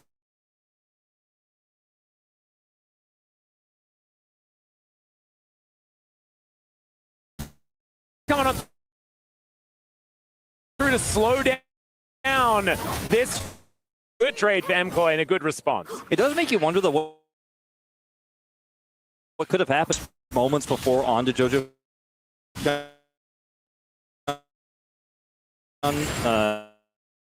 You know, as you pointed out in that last exchange, so I don't know if he would have really been able to turn the tides things back. A relatively close game here. Slight gold lead here for MKOI, but remember the ease of execution in team fights in real 5v5s we haven't gotten to just yet is the main reason you and I kind of agreed that the draft edge goes to the side of GAM. We haven't quite gotten to that stage of the game just yet. This is a really cool play here from Artemis. Stacks up his passive, gets that final auto here. You can see there's a moment of hesitation. Elio's like, no, I can reach him. Barrier here is well timed for Supa, but it's still not enough. The problem is the overextension here where the TP does come through and they end up getting more than what GAM was able to get. You could see he still wanted to live there. Obviously, I was not too happy about dying, but I think his team is probably happy about the end result of the bit. There was some revenge immediately found for the LEC squad, so should be okay. Like you say, I'm also just waiting for these 5v5s. Want to get some more of these skirmishes set up because Levi needs to utilize the trick, make stuff happen, as the steel caps as well already done. And this Wukong is just going to be extremely strong. Yeah. Very, very scary. Bit of an assist there from Ares means that Elio overhears those ranged minions. That was a bit bizarre. You know, in the bottom lane, you know, you could in the top lane matchup that's now being played out in the bottom lane. Tougher for him, but he's now using his own as Supa's the target. Yep. They're going in, Levi finding the angle, and MKOI are like, well, sorry, buddy, you're dead. Not a whole lot they could do about it, but now GAM are also going to transition this into an outer turret in the mid lane. Potentially, not quite enough mid.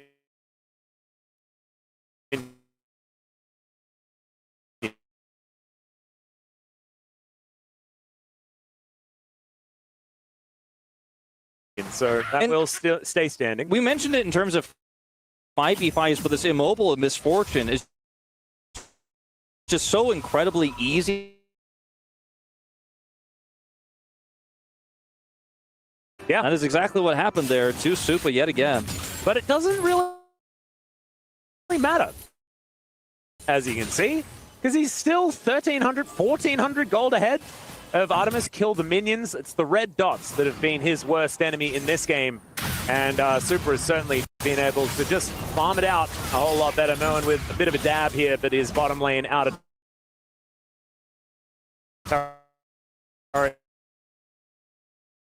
is looking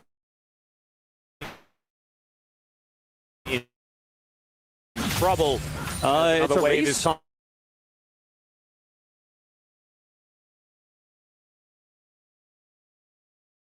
But I think Gam wanted a little bit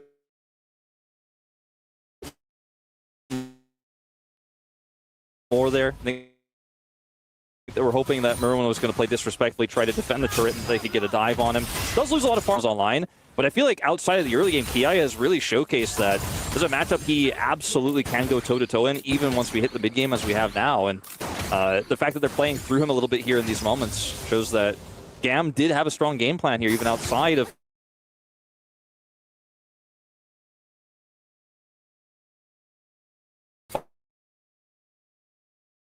5v5s in the side lane.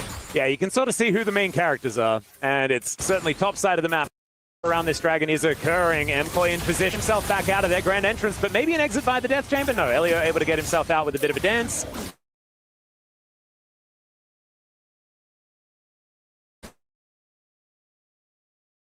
And Kiaya on a ward. Scary. The whole gang is together. This might be that 5. Kiaya. And we reset once again for this critical Infernal Dragon. This will be the second dragon for either team who secures it.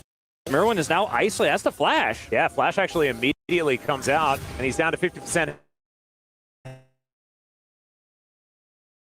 health as well. He has his teleport, so he can... This is a little bit rough, because Good no Flash response. on the Aurora. Going to be a tough one. The reset here. They have vision on this dragon as well.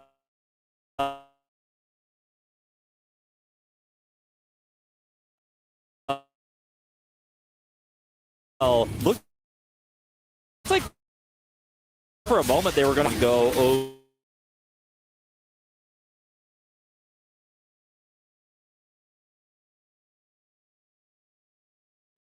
if Supa can't channel full ultimates in these fights, right? If he's not protected, if he's not and